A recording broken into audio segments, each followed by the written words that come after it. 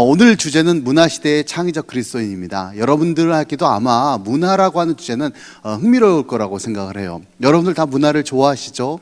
왜냐하면 우리 모두는 다 영화 보고 춤추고 노래하고 이런 것들을 즐기는 그런 흥이 많은 민족 아니겠습니까? 생각해보니까 인간이 태어나서 가졌던 첫 번째 직업이 뭘까? 그러니까 저는 그런 생각을 합니다. 인간이 태어나서 첫 번째 직업은 바로 예술가다. 어떻게 보면 어렸을 때 우리는 순수한 즐거움으로 뭔가를 만들고 그림을 그리고 춤추고 노래하고 또 엄마 아빠한테 박수 받고 그런 것이 어떻게 보면 우리 안에 예술가의 꿈이었는데 어느 순간부터 예술은 뭔가 재능이 특별한 사람들만 하는 것이다 라고만 생각하면서 우리는 그런 문화인과 예술인의 삶을 포기하죠. 그리고 문화 상품을 구매하는 것으로 우리의 예술가의 꿈을 대신하고 있는지도 모른다는 생각을 했습니다. 오늘 문화시대 창의적 그리스도인 여러 가지 문화에 대한 여러 기독교 세미나가 있어요. 문화를 좀 더 부정적으로 보면서 비평적인 접근을 하는 그런 세미나도 있고 또 오늘날의 이 문화시대에 어떻게 우리가 문화 감각을 가져야 되는지를 강조하는 그런 세미나도 있는데 양자의 좀 균형을 맞추면서 제가 오늘 이야기를 이끌어 가고자 합니다. 강의 안에 보면 쭉 얘기가 나오는데 거기 안에 제가 시간상 못하는 얘기들도 좀 있을 것 같아요.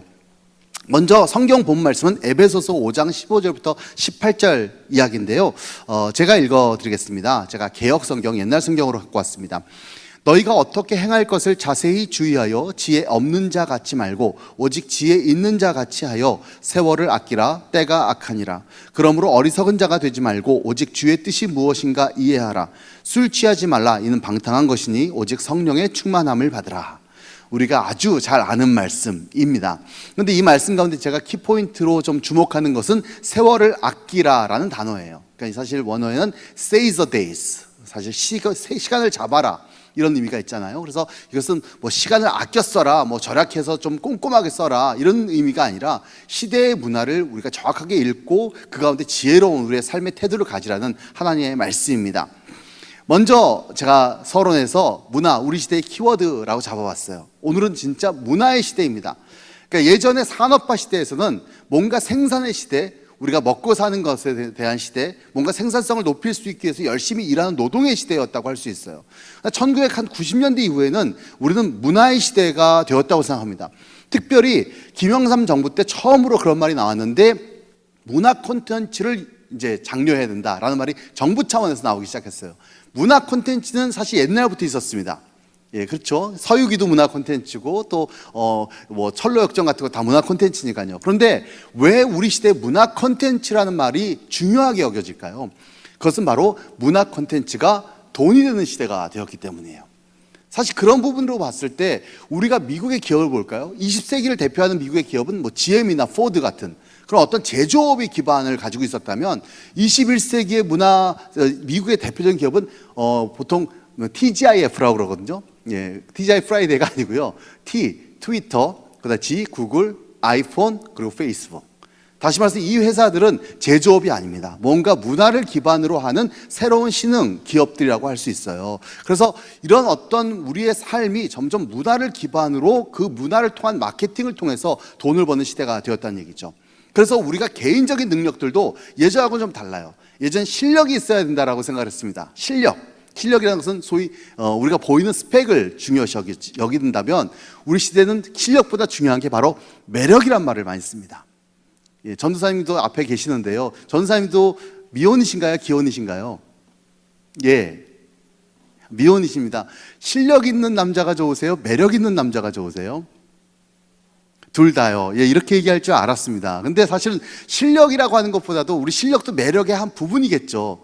근데 매력이라는 게 굉장히 중요해요. 뭔지 모르지만 원빈 같은 사람이 와가지고 나 좋다고 그러는데 싫어할 수는 없잖아요. 그죠? 그럼 매력이라는 것이 우리한테 모두가 다 필요합니다. 사실 우리는 모두가 매력적인 사람, 매력적인 뭐 기업, 매력적인 학교. 그래서 그 매력적이라고 느끼는 것은 도대체 무엇일까?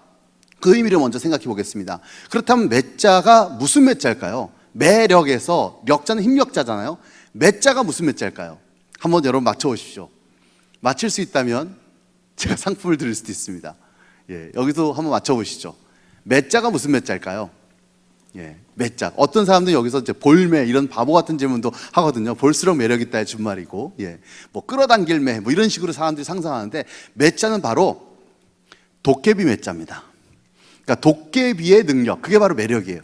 도깨비는 사람의 마음을 홀린다고 그러죠. 그러니까 다시 말해서 매력은 사람의 마음을 끌어당기는 신비로운 힘이라고 사전에 이렇게 정의하고 있습니다.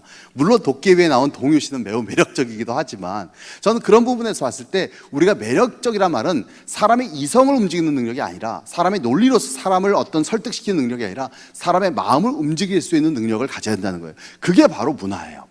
그걸 문화 감각이라고 표현하죠. 오늘날 기업들도 상품을 잘 만들어서 훌륭한 제품도 중요하겠지만 그것을 어떻게 마케팅해서 사람들로 하여금 그것에 대해서 탐심을 갖게 만들까, 이것이 오늘날의 경영 기법이라고 할 수 있겠습니다.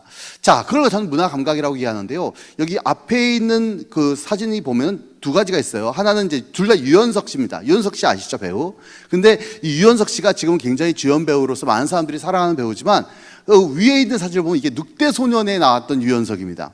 늑대소년에서 그 박보영 좋다고 그러고 송중기 죽이려고 했던 바로 그 진상 오빠, 그게 바로 유연석 씨거든요. 그리고 이분이 그 전에 뭐로 나왔냐, 건축가 개론에서는 수지 술 먹여가지고 이렇게 뽀뽀하려고 막 했던 그 대학 선배, 그래서 주인공이었던 남자를 막 가난하다고 놀렸던 그 선배. 그리고 고전에 뭐가 나왔냐면 올드보이에서 그 누나 손을 잡고 누나 했던 바로 그 배우, 그분이 유연석 씨예요. 그러니까 그때까지만 해도 유연석 씨는 국민 밉상이었어요. 딱 그분만 나와도 그분은 어떤 그 이미지로 각인이 되어 있는 거죠. 밉상, 주인공 남자를 괴롭히는. 근데 어느 순간 이 오빠가 응답하라 1994에서 주인공을 츤데레라고 하죠. 은근슬쩍 좋아하면서 그 순정의 마음을 품고 있는 연세대 야구선수 오빠로 나와요. 그 이후로 이제 유연석 씨는 이미지가 완전히 바뀌었습니다. 만인의 연유로 바뀌는 것이죠. 똑같은 유연석 씨예요. 그렇지만 이 사람이 어떻게 자기를 연출하느냐에 따라서 전혀 다른 사람으로 우리에겐 비춰진다는 것이죠. 그렇다면 우리 모두에게도 그런 느낌을 가져야 됩니다. 내가 연출할 나만의 매력은 뭘까? 내가 사람들에게 드러낼 수 있는 매력은 뭘까? 라는 것이 저는 우리가 오늘 일상 속에서 가져야 될 문화 감각이라고 생각합니다. 예를 들어서 얼굴이 잘생기고 뭐 패션이 아주 좋은 옷을 입었다고 해서 매력적인 것만 아니에요. 매력은 여러 차원이 있습니다. 유재석 씨 같은 경우에는 너무 매력적이라서 부캐도 뭐 굉장히 활발하지 않습니까? 근데 유재석 씨가 잘생겼나요? 그렇지 않아요. 1990년대 처음 그 방송에 나왔던 그 메뚜기 시절의 유재석을 보면 생각보다 너무너무 매력이 없죠. 그러나 그 이후에 그분이 어떻게 보면 사람들에게 비춰지는 다양한 어떤 모습들이 지금은 국민 MC로 우리 사람들에게 인정받는 존재가 되었어요. 그리고 또 디자이너라는 것은 미술적인 역량만이 아닙니다. 오늘날 우리가 삶의 모든 역량은 전부 다 디자이너적인 자질을 가져야 된다는 거죠. 금융 컨설턴트, 이게 무슨 말일까요? 옛날에는 은행원, 증권사, 보험 다 따로따로였습니다. 그러나 지금은 이 모든 것이 함께해서 소비자의 자본을 가지고 그 자본을 어떻게 디자인해 주느냐, 이걸 이제 우리는 금융 컨설턴트라고 말을 하죠. 헬스 컨설턴트, 우리가 헬스장 가서 운동하는 건요, 월 3만 원, 4만 원이면 돼요. 그렇지만 우리가 PT라는 걸 통해서 우리가 어떻게 운동을 해서 어떤 부위에 살을 빼고 어떻게 건강을 유지할지를 안내해 주는 것은 고가의 비용을 지불해야 됩니다. 패션 코디네이터도 마찬가지죠. 뭐 요즘 뭐 무리를 일으키고 있는 250만 유튜버를 가지고 있는 사람들도 사실 그 뜨기 전에는 어떻게 보면 패션 코디너였지만 그분의 코디네이팅이 워낙 사람들에게 영향력이 있다 보니까 스타가 된 거죠. 학습 디자이너, 지금은 이제 어떻게 보면 학원가도 그렇게 생각해요. 학원가도 잘 가르치는 강사 한 명이 의존하는 게 아니라 이 학생을 어떻게 학업을 성장시킬 수 있을지를 디자인하는 그런 어떤 모습을 갖고 있어요. 인테리어 디자이너, 도시 디자이너.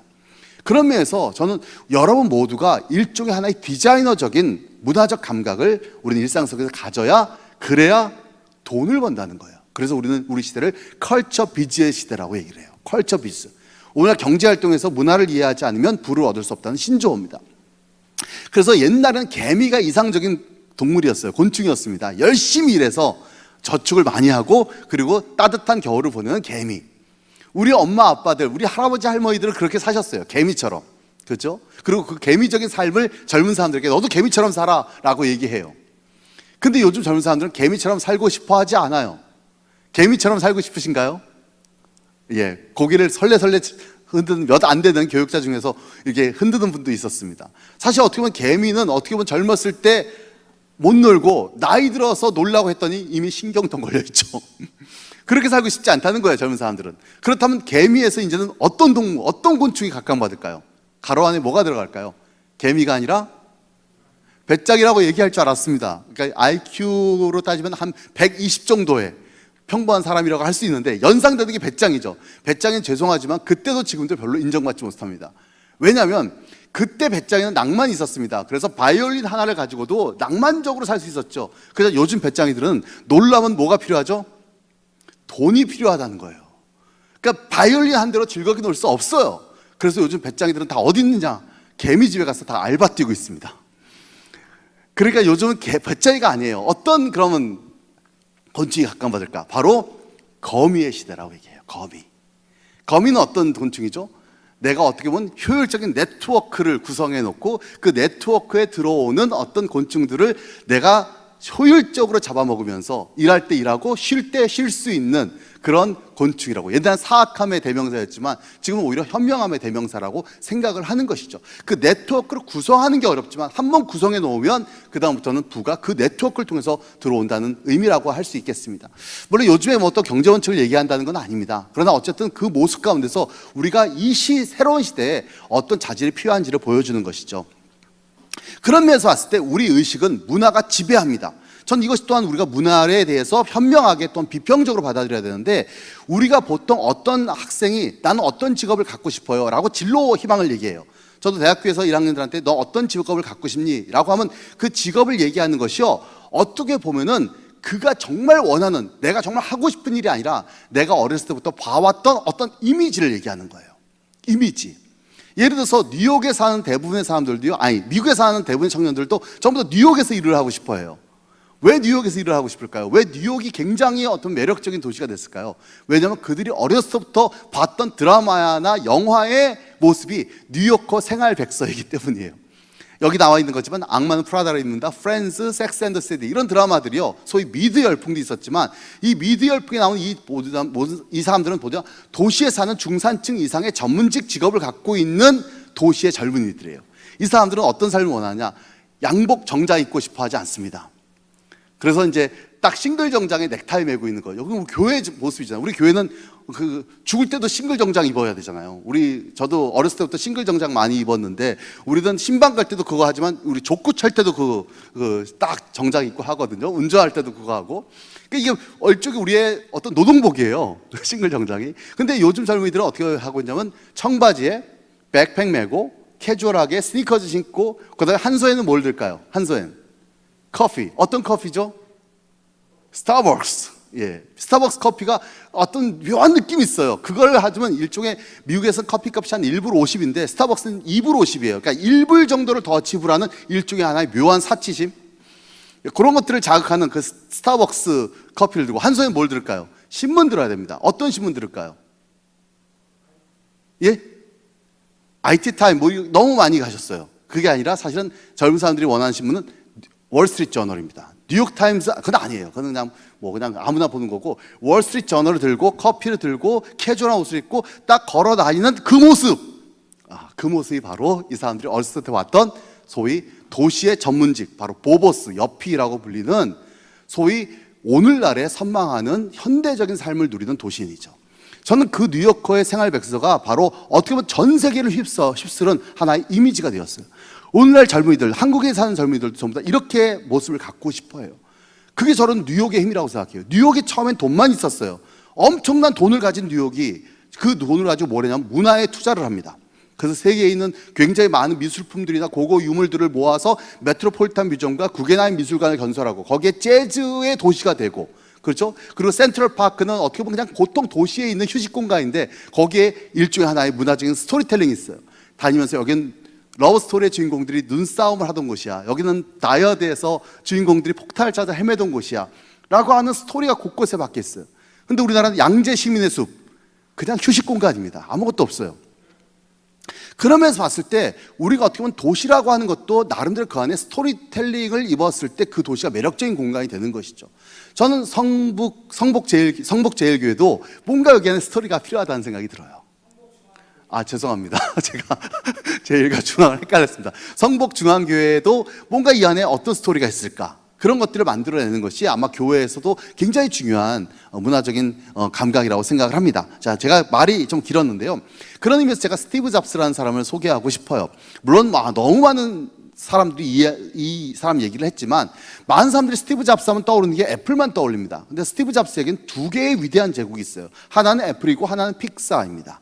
사실 그러면서 봤을 때 애플의 얘기는 너무나도 많이 나오지만 픽사는 소위 말하는 애플에서 이 스티브 잡스가 쫓겨난 다음에 조지 루카스로부터 픽사라고 하는 작은 애니메이션 스튜디오를 저가에 사들여요. 그때는 바로 디즈니의 전성시대였습니다.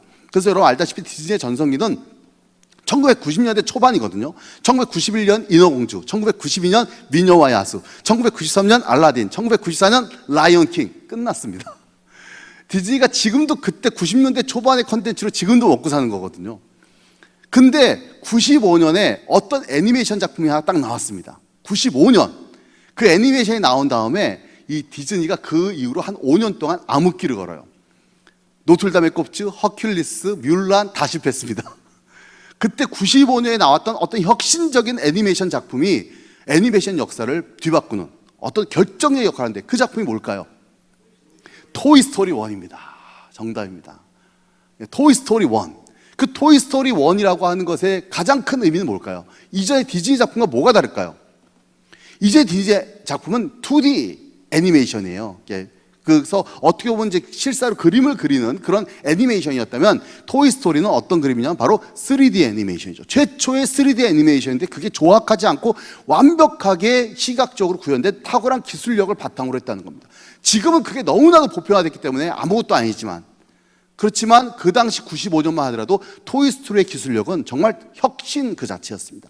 다시 말해서 애플이라는 회사가 기술이지만 예술적인 감각을 가져요.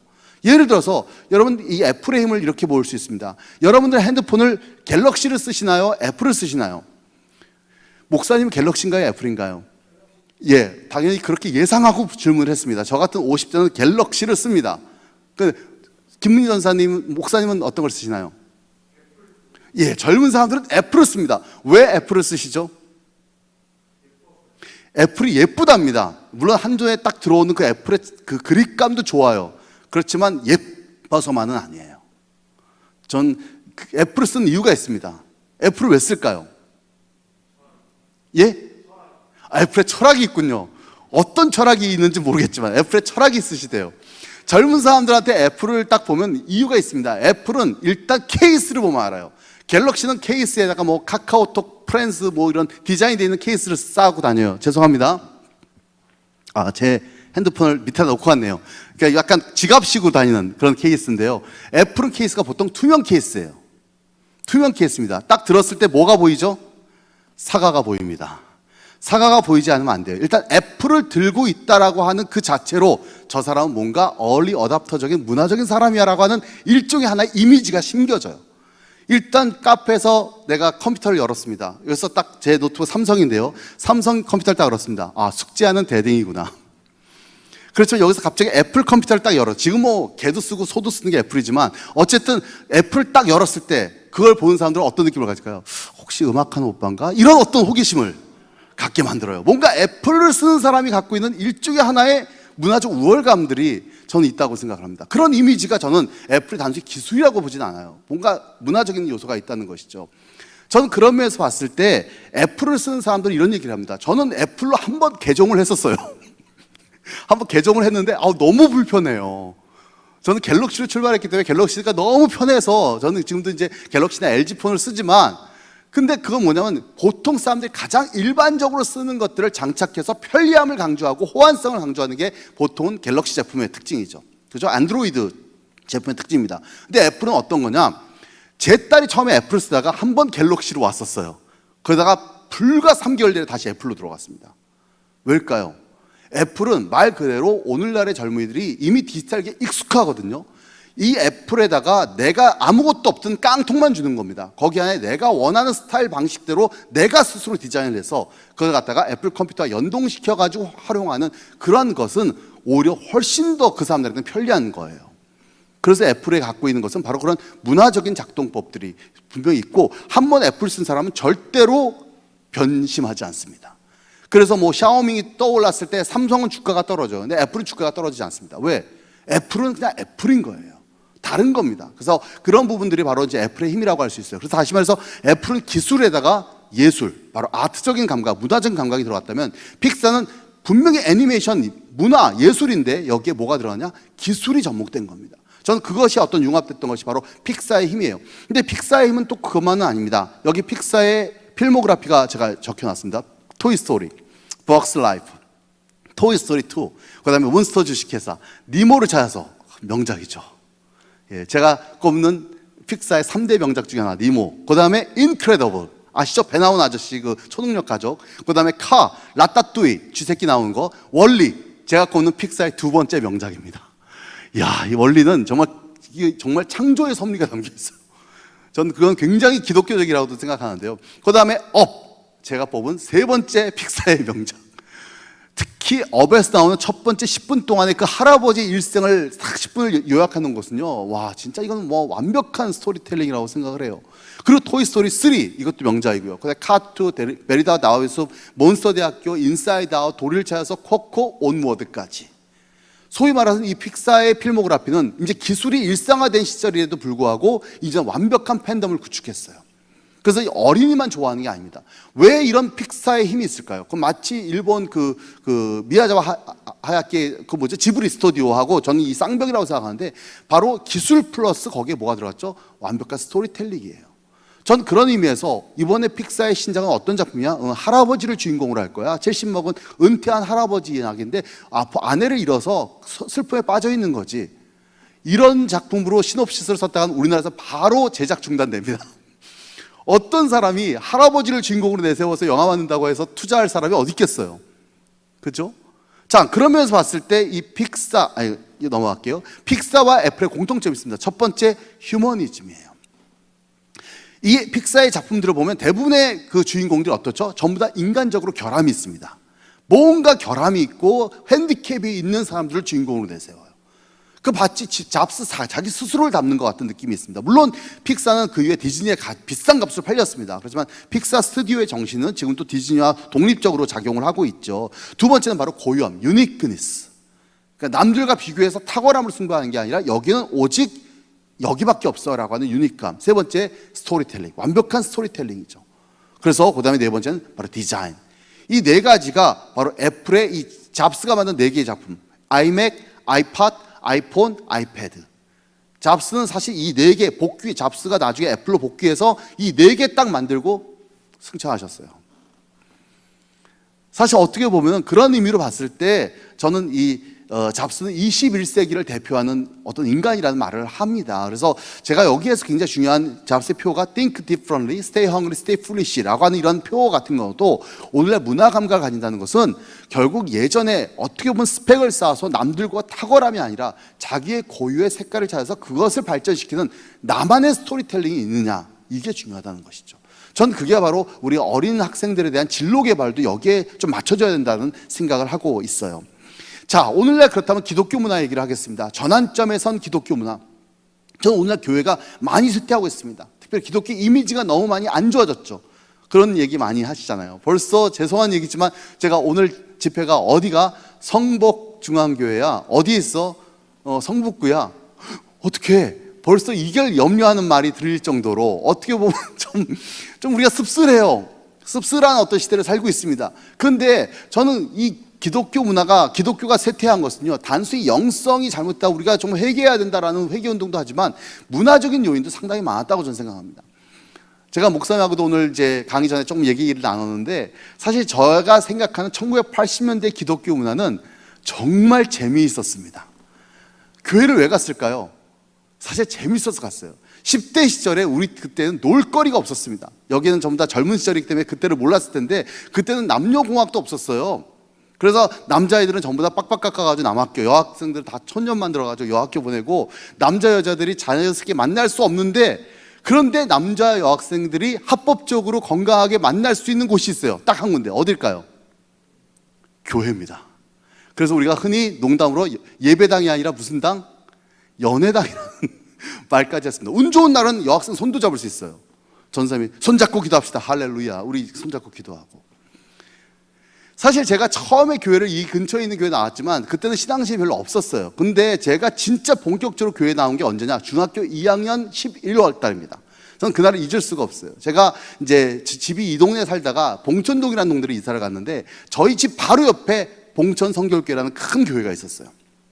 근데 그때 중고등학생들이 막 신방도 다니고 막 자기들끼리 구역 예배도 드리고 토요 예배 드리고 그랬던 시절이었거든요.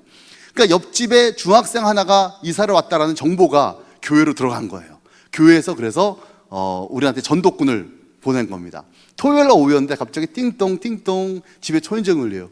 누구세요? 라고 나가봤어요. 나갔더니 여자 목소리가 들리는 거예요. 안녕하세요. 옆에 봉천 성결교회에서 나왔습니다. 문을 딱 열었는데 샤랄랄랄라랄랄라 어떤 예쁜 여학생이 나한테 와서 교회 가자는 거예요. 가야 돼요? 말아야 돼요? 가야 되죠. 그럼 어떻게 거부합니까? 그때 절에서 나왔다면 제가 스님 됐을 거예요, 지금쯤. 근데 그때 그 여학생을 딱 교회 가자는 거예요. 그래서 그 여학생이 날 데리고 그래서 처음으로 토요예배 갔어요. 그게 제가 교인이 됐고 그 안에서 제가 교회 생활이 너무 즐거웠던 거예요. 그때 저한테 전도 왔던 그 여학생이 지금 제 와이프예요. 예, 박수 나왔죠. 예. 할렐루야. 사실 어떻게 보면 전부 다 우리는 다 그렇게 만났어요. 그렇게 만나서 결혼도 하고 연애도 하고 그랬습니다. 교회 갔는데요, 너무 재밌는 거예요. 그래서 저희는 주일만 교회 오는 게 아니라 그냥 학교 끝나면 교회로 와가지고 교회 뒷방에다가 가방 던져놓고 거기서 애들끼리 뭐 이렇게 재밌는지 게임하고 놀았어요. 게임도 지금 생각하면 너무 유치해요. 요즘 애들 안 하는 게임, 007빵 의학 아밥 둥둥둥둥 이런 거 하면서 밤새도록 막 놀고 거기서 라면 끓여서 같이 먹고 그러면서 어떻게 보면 교회는 단순히 예배 공동체 이상의 모습을 저는 가졌다고 생각을 합니다. 사실 그런 모습이 90년대 들으면서 급격하게 쇠퇴하죠. 왜일까요? 세상에 놀거리가 너무 많아진 거예요. 옛날 캠프 같은 경우도요, 보이스카웃을 제외하고 어떤 애가 합법적으로 집을 나가서 3일 동안 자고 오겠습니까? 캠프 가는 거, 이런 교회 아니면 안 돼요. 그래서 애들이 교회에 많이 모였습니다. 그 당시 저희 교회가 어른 성도가 한 1000명 되는 교회인데 애들이 250명 정도였거든요. 그러니까 동네 애들은 다 왔다는 거예요. 주일학교도 마찬가지죠. 주일학교도 이렇게 북들고 주일학교 여름 성경학교 할 때 동네 한 바퀴 싹 돌면 거의 우리 피리 부는 사나이예요. 애들 다 끌고 왔습니다. 그래서 교회에서 막 축제 열고 맛있는 거 먹고, 그리고 어른들도 마찬가지죠. 사실 무료하고 재미없던 시절에 교회에서 우리가 저녁에 예배 드리고 찬양하고 또 우리가 부흥 집회하면 또 옛날 목사님들은 다 만담꾼이셨잖아요. 만담꾼. 구수한 얘기들 들려주시면 거기서 왁자지껄 웃어가면서 그러면서 부흥회 했습니다. 그런데 90년대 그 위기 상황을 제가 어떤 걸 기억하면 1989년이었습니다. 그때 우리의 교회 초등부가 9시에 예배를 드렸어요. 주일 예배가 9시였습니다. 근데 9시에 딱 애들이 안 나오기 시작하는 거예요. 이유는 간단했어요. MBC 텔레비전에서 은하철도 999를 하는 거예요. 9시에. 그때는 본방사수 안 하면 다시 보기 못 합니다. 그러니까 애들이 은하철도 999를 극복하고 교회를 나와야 되는데 이게 쉽지가 않은 거예요. 또 그때 뭐가 나왔냐? 전자오락실이 동네마다 들어오기 시작했어요. 그래서 그 전자오락실을 들어갈 때 애들이 교회에 오다가 전자오락실에 들어가서 헌금으로 받았던 돈을 오락에 탕진해요. 그리고 죄책감에서 다시 거리를 배회하다가 집으로 돌아가 버리는 거예요. 그래서 그때 초등부 교사들이 어떤 일을 했냐? 교회에서 아이들이 교회까지 오는데 주요한 거점마다 전자오락실이 있는데 거기에 남학생 선생님들을 전부 다 하나씩 보냈어요. 애들이 교회 올 때마다 철로역적을 해야 되는 거예요. 그래서 저희가 그런 일을 했던 것이 89년이었습니다. 그리고 주말 연속극 같은 것도 보세요. 엄마들이 주일날 7시에 주일 저녁 예배 보러 가야 되는데 사랑이 뭐길래 이라는 드라마가 그냥 대박 썼습니다. 그런 거 드라마 하면은 그 아주머니들도 그 TV 앞에 모여드는 것이죠. 그러니까 90년대가 들어오면서 바로 우리가 갑자기 경제적인 성장이 이루어지면서 그다음에 문화적인 폭발력이 시작되었고, 특별히 서태지 열풍 같은 것들이 결정적인 영향이었다고 생각을 합니다. 그리고 특별히 1990년대 후반 신학적 보호무역이 무너졌다 제가 표현했는데, 그때 우리가 어떤 전략을 세웠냐? 그때 우리의 전략은 소위 게이트키핑이나 또는 보이콧 전략이었어요. 90년대 초반에 우리는 어떤 세미나가 많냐? 사탄은 마침내 대중문화를 선택했다. 대중문화는 다 사탄이 먹은 것이다. 이거 먹으면 안 된다. 그래서 대중음악 듣지 마라, 영화 보지 마라, 이거 다 뉴에이지다. 이런 세미나들이 교회마다 많았어요. 그러니까 록음악에 나타난 사탄의 현상. 그래서 이 아이들이 문화로 뺏겨가는 것, 문화로 정신 팔리는 것에 대해서 우리가 신학적으로 정제를 쳐주었던 거예요. 근데 이게 90년대 후반에는 더 이상 이 보이콧 전략으로는 버틸 수가 없었던 겁니다. 모든 것이 완벽하게 바뀌어버린 디지털 세상이 되어버렸잖아요. 디지털의 역사를 보면 정말 1992년 최초로 컴퓨터가 가전제품이 됩니다. 그게 바로 386 컴퓨터예요. 1992년. 그죠? 1995년 최초의 월드 와이드 웹, 인터넷. 기억하시죠? 나온 우리 천리안, 이거 95년. 97년 뭐 나오죠? 97년 핸드폰이 처음 나왔어요. 98년 MP3와 D카가 나옵니다. 그러니까 어떻게 보면 우리의 삶이 90년대를 비롯하면서 완벽하게 디지털 문화로 전환되는 시기가 바로 이 90년대였고, 문화를 우리가 접하지 않으면 세상에서 거의 어떻게 보면 살 수 없는 지경이 되니까 그때부터 신학적으로 대중음악 듣지 말라 이런 얘기를 안 해요. 지금 교회에서는 이제 애들 다 대중가요 다 듣거든요. 그러니까 그 전에는 어떻게 보면 보이콧 제도가 있었기 때문에 우리 안에 자체의 기독교 문화가 발달됐어요. 그게 바로 대표적인 게 CCM입니다.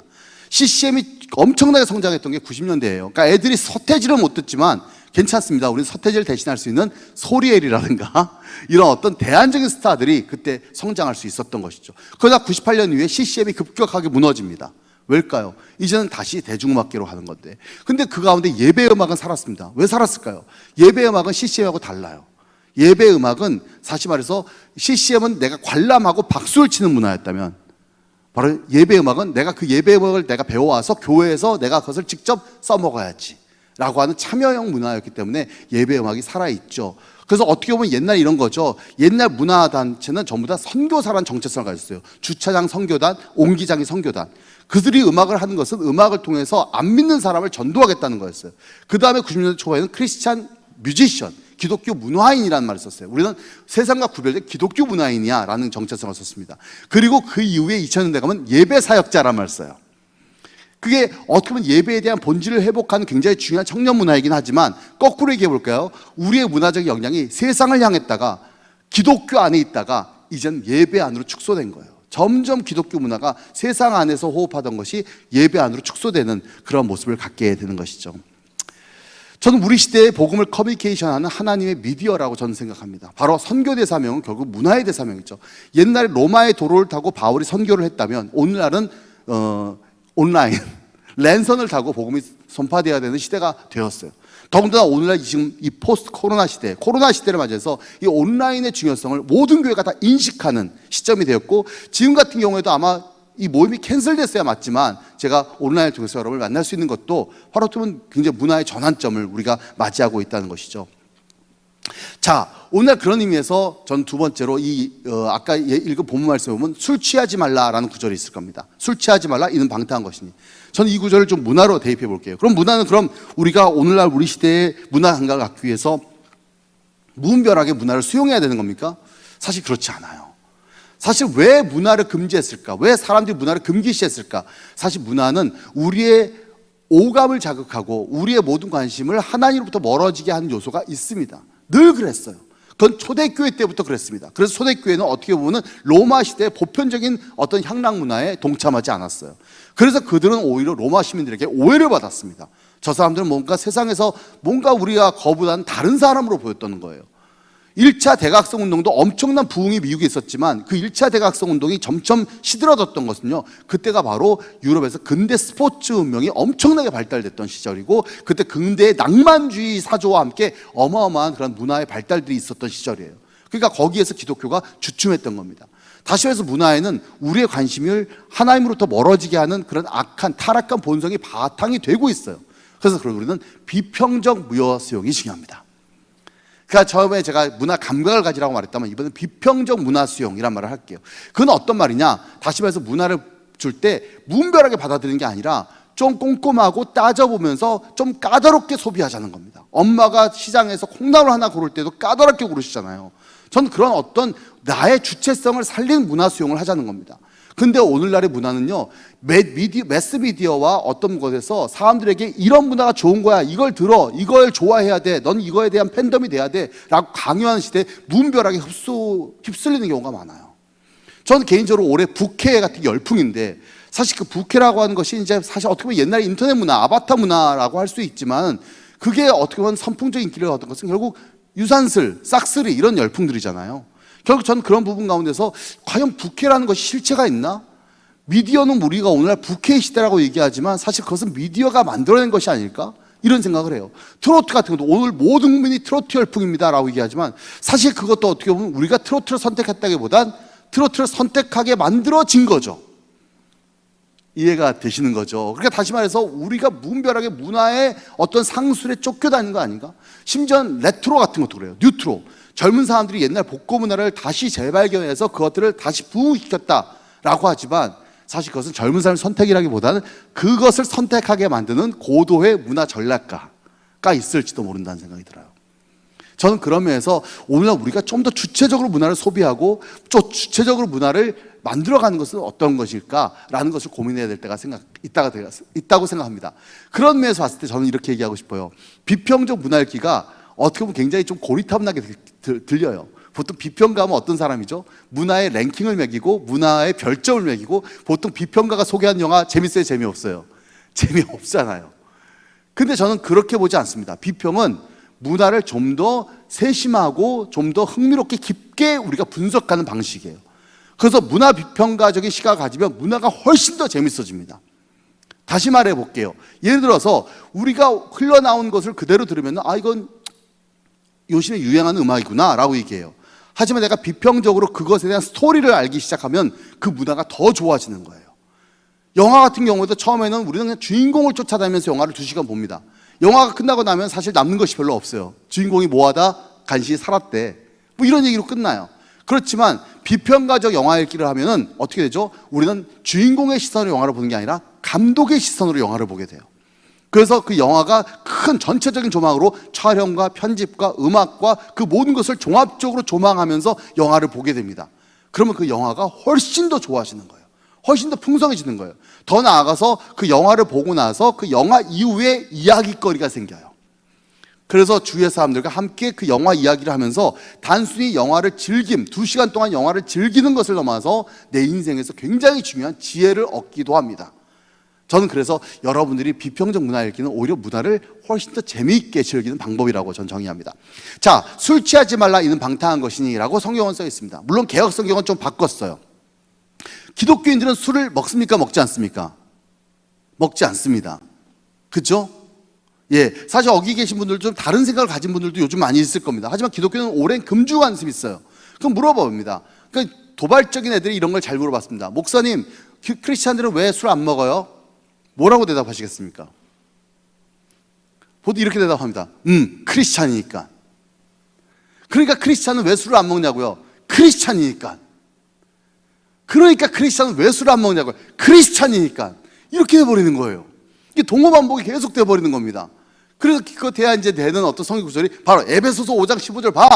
술 취하지 말라. 이는 방탕한 것이 써 있잖아. 라고 얘기를 해요. 우리 크리스찬들이 왜 술을 먹지 않을까라고 하는 이유를 모르고 크리스찬들은 그냥 술을 안 먹는 것으로 그냥 하나의 율법이나 계율이 되었어요. 이야기가 있습니다. 사실 정확한 영어 본문 이거예요. Don't be drunk in wine which leads to debauchery 라고 원성경은 써 있습니다. 그러니까 와인에 취하지 마라. 그리고 컴마하고 which 관계대명사 계속적 영법이라고 하죠. 그래서 그 술에는 leads to debauchery 방탕으로 이끌어. 다시 말해서 술이 방탕한 게 아니에요. 술의 문화가 방탕한 것이죠. 그런 의미에서 이제 이런 질문이 가끔 옵니다. 그런데 하나님이 술을 만들었잖아요. 성경에 보면 술 마시잖아요. 예수님 술 마셨어요? 안 마셨어요? 예수님 술 마셨습니까? 안 마셨습니까? 마셨습니다. 예수님 술 마셨습니다. 예수님이 마신 것은 포도주입니다. 포도 주스가 아니에요. 써니텐 포도 맛이 아니에요. 예, 알코올이 한 6도에서 7도 정도 가미되어 있는 그런 술이셨어요. 예수의 첫 번째 기적은 갈릴리 가나에서 물을 뭐로 바꿨죠? 알코올로 바꾸신 거예요. 알코올을 이 술 먹는 놈들 물로 바꿔가 아니라 물을 알코올로 바꾸셨어요. 심지어는 요한복음 13장부터 18장이 하룻밤 얘기거든요. 그래서 세족식으로 시작해가지고 겟세마네 기도까지 흘러가는 게 딱 그 마지막 저녁 얘기가 13장부터 18장까지 얘기인데, 거기에서 보면 예수님께서 딱 세족식 마치고 나서 이제 저녁 식사를 드세요. 포도주와 떡을 가지고 성찬의 모델을 보여주십니다. 근데 그 시간이 전 꽤 길었다고 생각해요. 예수님께서 말을 많이 하셨어요. 그래서 포도주를 한 모금씩 마시면서 약간 알딸딸한 분위기가 아니었을까 제가 상상해봐요. 그걸 어떻게 알 수 있냐고요? 베드로가 술기에 한 말을 해요. 뭐라고 했죠? 주님! 내가 주님을 따라 죽을 거예요. 이렇게 한마디 술김에 하거든요. 그러니까 주님께서 뭐라고 말씀하시죠? 네가 내일 아침 술 깨면 나를 모른다고 하리라. 제가 그냥 상상해 온 겁니다. 그러면서 예수님도 술을 마셨습니다. 그리고 나서 이제 그 이후에 가톨릭에 보면은 수도 번의 역사를 보면요, 절주는 있었어요. 술을 줄이라는 말은 있었지만 술을 금지하진 않았어요. 근데 언제부터 그리스도인들이 술을 안 먹었을까요? 언제부터 크리스찬들이 술을 금주했을까요? 그래서 바로 19세기부터입니다. 19세기 영미권이에요. 특별히 미국입니다. 왜 19세기일까요? 18세기에 뭔가가 있었다는 얘기예요. 18세기에 유럽에 어떤 문명이 있었죠? 바로 산업혁명이 있었습니다. 산업혁명의 원리는 뭐죠? 대량 생산, 대량 소비예요. 다시 말해서 이전의 술 문화처럼 집에서 빚어가지고 음식과 함께 먹는 식문화로서의 술 문화가 아닌 거예요. 이제는 값싼 위스키, 40도짜리 독주를 공장에서 증류수로 막 찍어내는 겁니다. 그리고 나서 그것을 싼 값에, 주류세도 없이 싼 값에 공급이 돼요. 프랑스 대혁명으로 분노한 민중이 무섭다는 걸 알았던 정부는 은근하게 술로 모든 빈민들이 알코올 중독에 빠지도록 방관했어요. 산업혁명으로 인해서 많은 도시의 노동자들은 일자리를 잃었어요. 실업에 빠졌어요. 삶을 절망하게 되고 삶이 막 파괴되기 시작했어요. 미국에서 처음 건국됐을 때 많은 미국의 사역자들은 이 나라가 새로운 하나님의 나라로 건강하고 아름답고 깨끗하게 서야 한다라고 하는 그런 생각이 충만했습니다. 근데 이 사회엔 사회학이 있어요. 이 사회학은 도저히 하나님 나라 안에서 용납될 수 없는 거대한 사회악이에요. 그게 두 가지가 있었습니다. 하나가 뭐냐? 바로 노예제도. 또 하나가 뭐냐? 바로 술이었습니다. 근데 이 사람들이 좀 더 레디칼했어요. 그래서 노예제도도 노예의 인권을 보호하자 이렇게 해서 점증적인 게 아니라 이 사람들이 주장한 것은 노예제도 폐지. 찰스 피니의 부흥에 보면 노예제도 그냥 폐지예요. 오늘로부터 노예제도 금지한다. 그 다음에 술도 어떻게 하자? 오늘로부터 금주라고 하는 캠페인을 벌여나가요. 그리고 그것은 이후에 선교사들과 함께 전 세계로 퍼져나가면서 그때부터 우리 크리스찬들은 술을 안 먹는 거예요. 다시 말해서 술을 안 먹는 게 단순히 개인 도덕이 아니라 거대한 사회적 저항이었고 사회운동이었습니다. 그 금주운동을 주도했던 그룹은 두 가지예요. 하나는 복음주의 기독교와 또 하나는 여성운동단체들이에요. 그래서 최초의 페미니스트 운동은 술, 금주 운동을 하는 여성들로부터 시작돼요. 자, 이제는 우리 크리스찬들이 왜 술을 안 먹는지 알겠죠? 그러니까 술이 안 먹는 이유는 우리가 술의 문화에 대한 경계입니다. 그렇다면 오늘은 어떨까요? 저는 오늘의 문화를 봤을 때 술에 대한 일종의 하나의 계엄령은 좀 풀어도 되지 않을까라는 생각은 좀 해요. 그건 제 생각입니다. 예. 왜냐하면 우리가 크리스찬들이 술을 안 먹기 시작하면서 세상과 소통하는 법을 완전히 잊어버렸고 또 술을 안 먹으면 자기가 그 좋은 크리스찬인 줄 착각해요. 예수 믿고 내가 술 끊고 이러면서 술만 안 먹으면 자기가 굉장히 성결한 크리스찬이라고 착각을 하는 거예요. 술만 안 먹을 뿐이에요. 그래서 어떻게 보면 우리가 또 제가 개인적으로 조사해 본 바에 의하면 크리스찬의 한 70%가 술을 마셔요, 실제로. 근데 교회에 오면 어떻게 하죠? 안 먹는 척을 해요. 세상 사람들은 이게 싫은 거예요. 크리스찬들이 세상 사람보다 훨씬 더 도덕적으로 훌륭하다는 건 저는 객관적인 사실에서 알 수 있어요. 그런데 왜 사람들이 우리에게 도덕적으로 우리를 비판할까요? 왜냐하면 우리가 거룩한 척하고 다른 사람들을 정죄한다는 이유 때문입니다. 그런 의미에서 우리가 술에 대한 경계심은 좀 풀자. 다시 말해서 우리가 이런 거죠. 제가 명지대학교 교목을 했는데 명지대학교 교목인데 영문과 MT를 갔는데 영문과에 있는 CC 자매가 있는데 그냥 교목실에 있더라고요. 그래서 너 왜 여기 있니? 그랬더니 우리 오늘 MT 갔어요. 왜 MT 안 갔어? 맨날 술만 마시고 전 안 갈래요. 이렇게 해요. 그러니까 세상에서 일종의 하나의 좀 약간 따돌림 당한 이상한 애가 된 거예요. 전 죄송한 얘기지만 그 학생이 졸업할 때 평점이 딱 한 과목 빼고 전부 다 올 A 플러스로 졸업했습니다. 공부 잘해요. 선생님 말씀 잘 들어요. 그러고 나서 회사에 취직했을까 안 했을까요? 대기업 취직을 했어요. 그리고 나서 한 6개월 지났는데 교목실에 걔가 다시 와 있는 거예요. 너 왜 여기 와 있니? 얘 회사 그만뒀어요. 이제 어떻게 보면은 공부도 되게 잘했고 착실하고 예쁘게 컸어요. 그러니까 학교에 있을 때는 어떻게 보면 교회에서 안정적이었고 또 학교에서 CCC라고 하는 거룩한 단체 안에서 굉장히 어떻게 보면 재미있고 안전하게 컸어요. 그래서 학교를 졸업하고 나서 거긴 어디였냐? 완전히 그냥 야생 벌판인 거예요. 아무도 자기를 보호해 줄 사람이 없는 상황에서 딱 회사를 만났습니다. 여기서 사회적 적응력이 뚝 떨어지는 거예요. 견딜 수가 없는 거죠. 결국 회사를 그만뒀어요. 제가 볼 때 이 자매는 다음 해쯤에서 신학교로 가지 않을까. 그래서 저는 그런 것들이 문제예요. 신학교는 일종의 하나의 어떻게 보면 사회적 적응력이 떨어진 사람들이 모일 수도 있다라고 하는 우리의 비판의식도 생긴다고 생각합니다. 제가 술 마시라는 얘기가 아닙니다. 어떻게 보면 그런 부분 가운데서 우리는 또 술이라는 게 이런 게 있습니다. 예를 들어서 전화가 왔어요. 내 친구가 전화 왔습니다. 영훈아, 나 오늘 술 한잔 하자.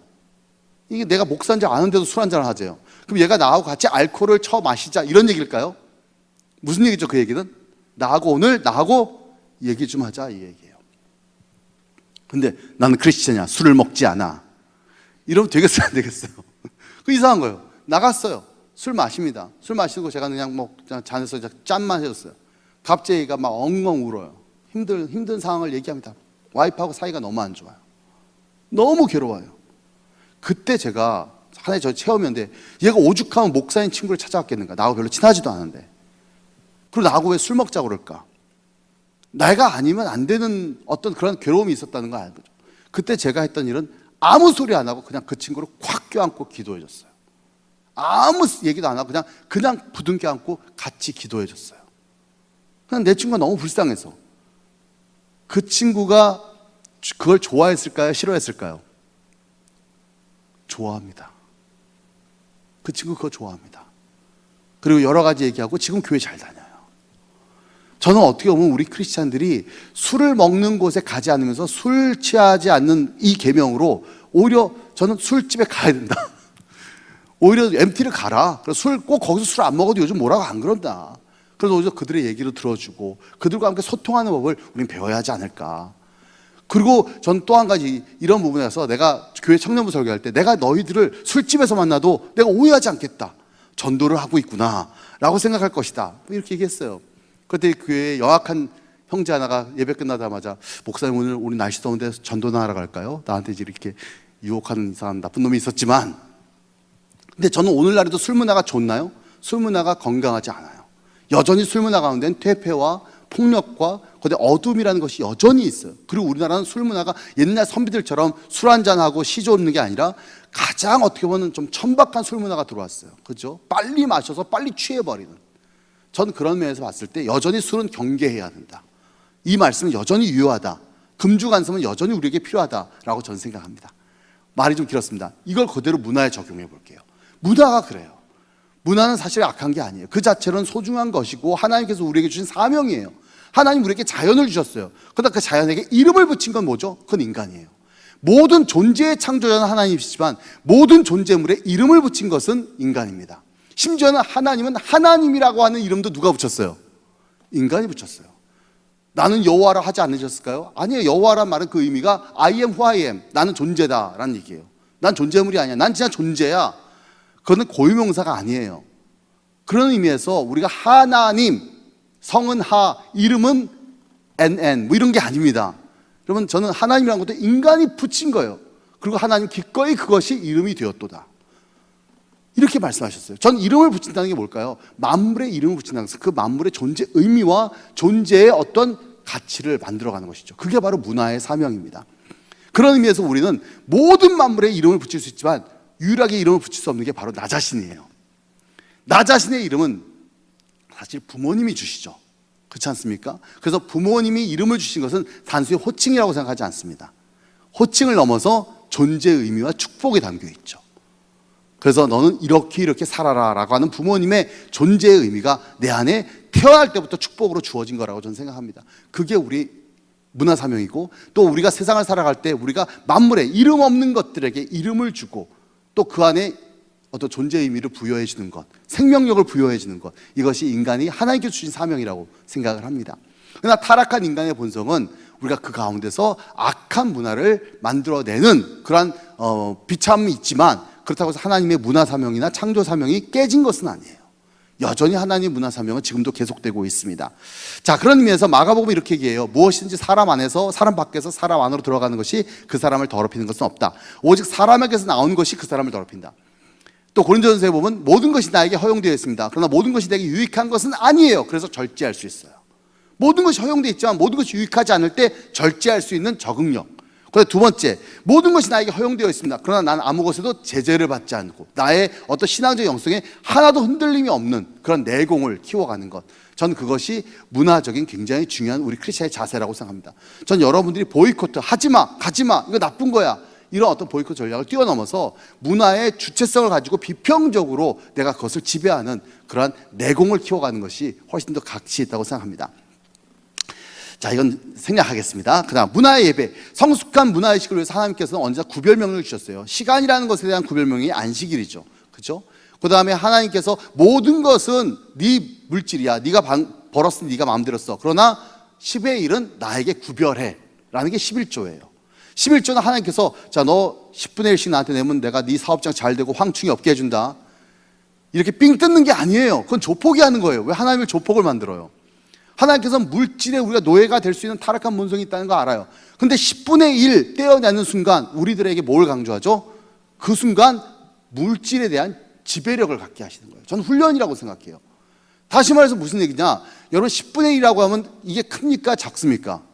굉장히 큰 돈이에요. 예를 들어 300만 원 버는 사람이 30만 원을 떼어낸다? 그럼 보통 아이들의 학원비, 교육비와 안 먹는 돈이에요. 근데 그것을 갖다 떼어낸다는 것은 아깝다는 생각이 들 수 있어요. 근데 모든 하나님의 헌금이 그래요. 아깝다고 생각하지만 충분히 낼 수 있는 정도. 전 그것을 구별할 수 있다면 그 사람은 돈에 넣어야 되지 않아요. 시간도 마찬가지예요. 우리가 많이 쉬면 좋지 않아요? 그렇지만 우리가 생각해 보세요. 만약에 주일날 월급 3배 줄게. 주일날 일할까 안 줄까요? 주일날 일합니다. 다시 말해서 오늘 우리 사회 가운데서는 하나님께서 창조해 주신 명령들을 언제나 왜곡되게 할 수 있는 인간의 타락한 본성들이 사회적으로 마련이 되어 있을 때 우리가 그것을 의도적으로 구별하지 않으면 안 돼요. 그게 훈련이에요. 그렇다면 문화도 마찬가지죠. 우리가 모든 문화가 있지만 하나님의 구별명은 뭘까? 저는 그게 예배라고 믿습니다. 예배도 일종의 문화 콘텐츠입니다. 굉장히 문화, 그러니까 어떻게 거꾸로 생각하면 이런 거예요. 인간의 문화는 예배를 흉내낸다고 생각해요. 제가 이제 강의 안에는 그걸 썼어요. 그러니까 폴 틸리가 그런 말을 했습니다. 여기는 제가 써지 않은데, 문화는 형식이고 종교는 내용이다. 그러니까 종교라는 것은 교회다, 절이다 라고 하는 것만 종교가 아니야. 우리가 인간이 살아가는 모든 것 가운데 궁극적인 질문이 있는데 그걸 얼티메이트 컨선이라고 하는데 궁극적인 진리는 전부 다 종교적이야. 난 어디에서 왔을까? 난 무엇을 위해 사나? 난 어디로 갈까? 결국 인간이 만나는 궁극적인 질문들은 전부 다 종교적이야. 그러므로 이것이 세속문화고 이것이 세상에서 사람들이 이야기지만 궁극적으로 그 문화를 들여다보면 거기에서 뭘 찾을 수 있지? 종교를 찾을 수 있어. 우리는 그것을 가지고 소통해야 돼. 그래서 종교는 하나의 내용이야. 문화의 모든 문화의 내용이야. 근데 문화는 형식이야. 형식은 뭐냐? 형식이라는 것은 아무것도 아니야. 그냥 그 중세 고딕 양식, 고스족이라고 하는 게르만 민족이 양식으로 교회당을 치는 거예요. 그래서 교회당은 원래 뾰족한 종탑이 아닌 거예요. 중세 시대 때는 고스족의 양식을 가지고, 비잔틴 시대는 비잔틴의 양식을 가지고, 로마 시대는 로마네스크 양식을 가지고 건물을 지은 거예요. 그리고 그것을 갖다 우리가 교회라고 명명한 것이죠. 그러니까 우리가 CCM 같은 것도 마찬가지인데 이 CCM에는 락도 있고 힙합도 있고 팝 발라드도 있어요.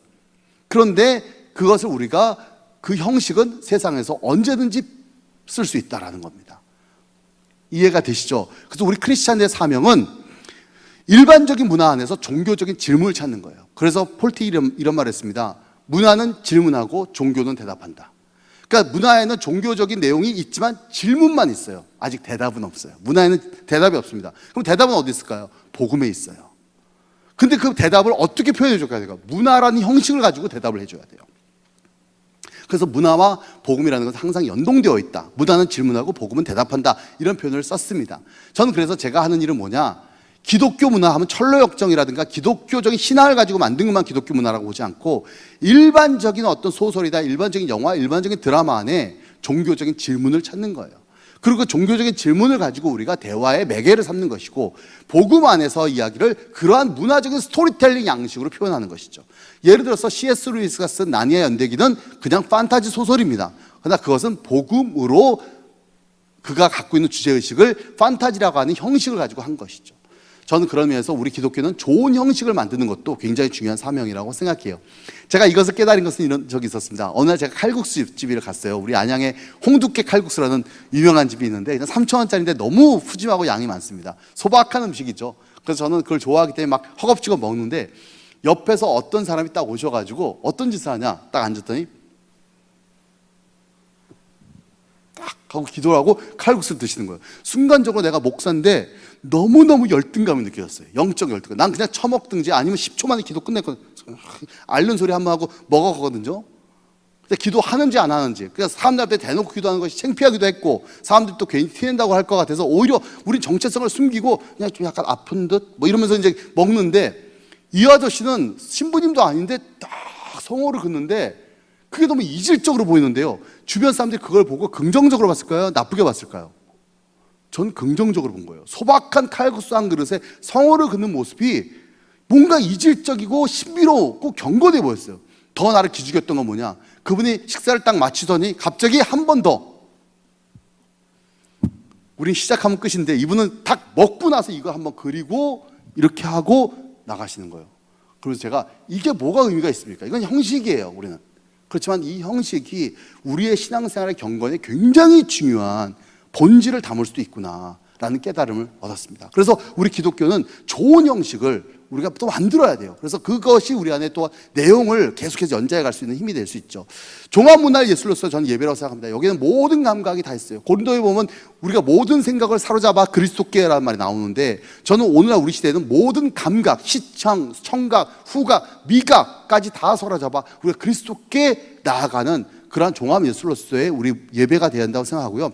세속 문화에는 없는 예배, 예배와 문화는 굉장히 유사합니다. 세상의 콘서트와 예배는 상당히 많은 부분에서 유사하고, 우리가 요즘은 예배 기획도 세상의 공연 콘텐츠 짜는 것과 굉장히 유사하게 우리가 방식을 이끌어가요. 자, 큐, 스탠바이 큐, 조명 큐, 마이크 큐, 이거 일반 공연 기획하고 비슷해요. 근데 세상 문화에 없는 게 있어요. 예배에만 있는 게 있습니다. 그건 바로 하나님의 임재이죠. 그 하나님의 임재는 문화와 우리가 일반 문화 콘텐츠와 유사하지만 문화와 우리를 구별하게 만드는 가장 중요한 요소이고, 그 하나님의 임재가 임한 사람의 체험은 우리가 세상 문화가 아무리 시청각적으로 훨씬 더 화려해도 이 하나님의 임재의 체험을 결코 잊을 수가 없어요. 저는 그래서 그것이 바로 우리의 예배의 구별성이라고 생각을 합니다. 자, 세월호 아끼라 시간이 꽤 많이 갔습니다. 제가 생각보다 시간 조정을 잘 못해서 중간에 술 얘기를 너무 많이 해가지고, 자, 죄송합니다. 자, 어쨌든 제가 빨리빨리 나가겠습니다. 대중문화 청중, 결국 대중문화를 이끌어가는 것은 어떻게 보면 천재적인 작가가 아니라 당대의 청중과 미디어라는 얘기를 제가 이게 하고 있는 건데요. 그래서 popular culture for the people, of the people, by the people. for the people은 일반 사람들을 위해서 엘리트들이 무대를 제공해주는 그런 문화, 클래식 문화죠. 두 번째는 popular culture of the people은 사람들의 문화예요. 사람들의 취향이 이끕니다. 그래서 예술가들은 사람들의 취향을 반영해서 사람들이 좋아할 만한 것들을 만들어내는 문화. 이게 바로 20세기 팝 문화죠. 근데 오늘날 우리 시대는 popular culture by the people, 다시 말해서 사람들의 의한 문화. 오늘의 청중은 더 이상 가만히 수동적으로 관람하고 수동적으로 그것을 소비하는 그러한 청중이 아니에요. 이 청중들은 내가 작가가 되기를 원하고, 내가 배우가 되기를 원하고, 내가 스스로 문화를 만드는 창조자가 되기를 원합니다. 그래서 수통자가 이 청중이 받아들여진 문화예요. 교회도 마찬가지입니다. 옛날에 어떻게 보면 목회자가 모든 것을 이끌어주는 대로, 주의 종이 정말 어떻게 보면 사람들한테, 심지어 기도도 자기가 안 해. 목회자가 기도를 해줘야 된다고 생각할 정도였어요. 그 다음에 어떻게 보면 오늘날 교회에서는 성중이 원하는 목회 방식이 교회가 이끌어가요. 90년대 교회 성장하기 그렇게 많이 이끌어갔어요. 그렇죠? 그런데 오늘날 어떻죠? 청중이 스스로가 하나님의 일 가운데, 하나님의 말씀 가운데 나아가서 스스로가 자기가 하나님과의 어떤 여러 가지 사역을 주도하는 그러한 모습들이 나타나고 있다고 생각합니다. 전 세 번째 패러다임이 오늘날 우리가 교회에서 많은 부분에 신경을 써야 된다고 생각해요. 디지털 시대의 청중, 더 이상 옛날에는 천재들만, 특별한 능력 있는 사람들만, 어떤 좋은 재능이 있는 사람들만 문화를 주도할 수 있다고 생각을 했습니다. 그렇지만 지금은 누구나 작가가 될 수 있어요. 누구나 저널리스트가 될 수 있습니다. 예를 들어서 물어봐요. 직업이 뭐죠? 예, 저는 저널리스트입니다. 예, 어느 신문사에 있어요? 조선일보요? 중앙일보? 예, 저는 인디펜던트 저널리스트입니다. 독립 저널리스트. 그래서 명함을 파시라고 저는 얘기합니다. 전도사님 김문진 목사님, 본캐가 목사잖아요. 부캐로 평론가 한번 해보시면 어떨까요? 명함 하나 더 파시는 거죠. 김문진 문화평론가. 문화평론가가 무슨 벼슬입니까? 자격증입니까? 내가 스스로 문화평론가면 배우는 거 아닙니까? 그 앞에 그 좀 이상하면 독립자를 붙이세요. 독립문화평론가. 더 있어 보여요. 심지어는 더 멋있어 보여. 인디펜던트 저널리스트. 문진 캠. 제가 말씀 뭐냐면 그게 일종의 자기의 또 다른 어떤 본성, 정체성이 될 수 있다는 얘기를 하는 거예요. 그래서 어떻게 하냐? 저 어느 신문에 있죠? 예, 그냥 댓글 쓰고 있습니다. 댓글이 얼마나 중요한 저널리즘인데요. 심지어 댓글만 전문적으로 분석하는 기자도 있어요. 심지어는요. 그걸 댓글 저널리즘이라고 하죠. 심지어 본문에는 몰라요. 그냥 S양 뭐 이렇게 나와요. 근데 댓글에서 다 알려줘요. 송혜교 다 나와요. 댓글이 훨씬 더 취재력도 왕성해요. 예를 든 겁니다. 그러니까 저는 그런 부분에서 봤을 때 우리가 이제 보편적인 사람들이 이제 트위터, 위키피디아, 오마이뉴스, 브런치 이런 것들을 보면 누가 이제 신문을 만들 수 있고, 심지어는 브리테니카가 갖고 있던 전문가의 위력은 이제 위키피디아로 무너졌다는 거죠.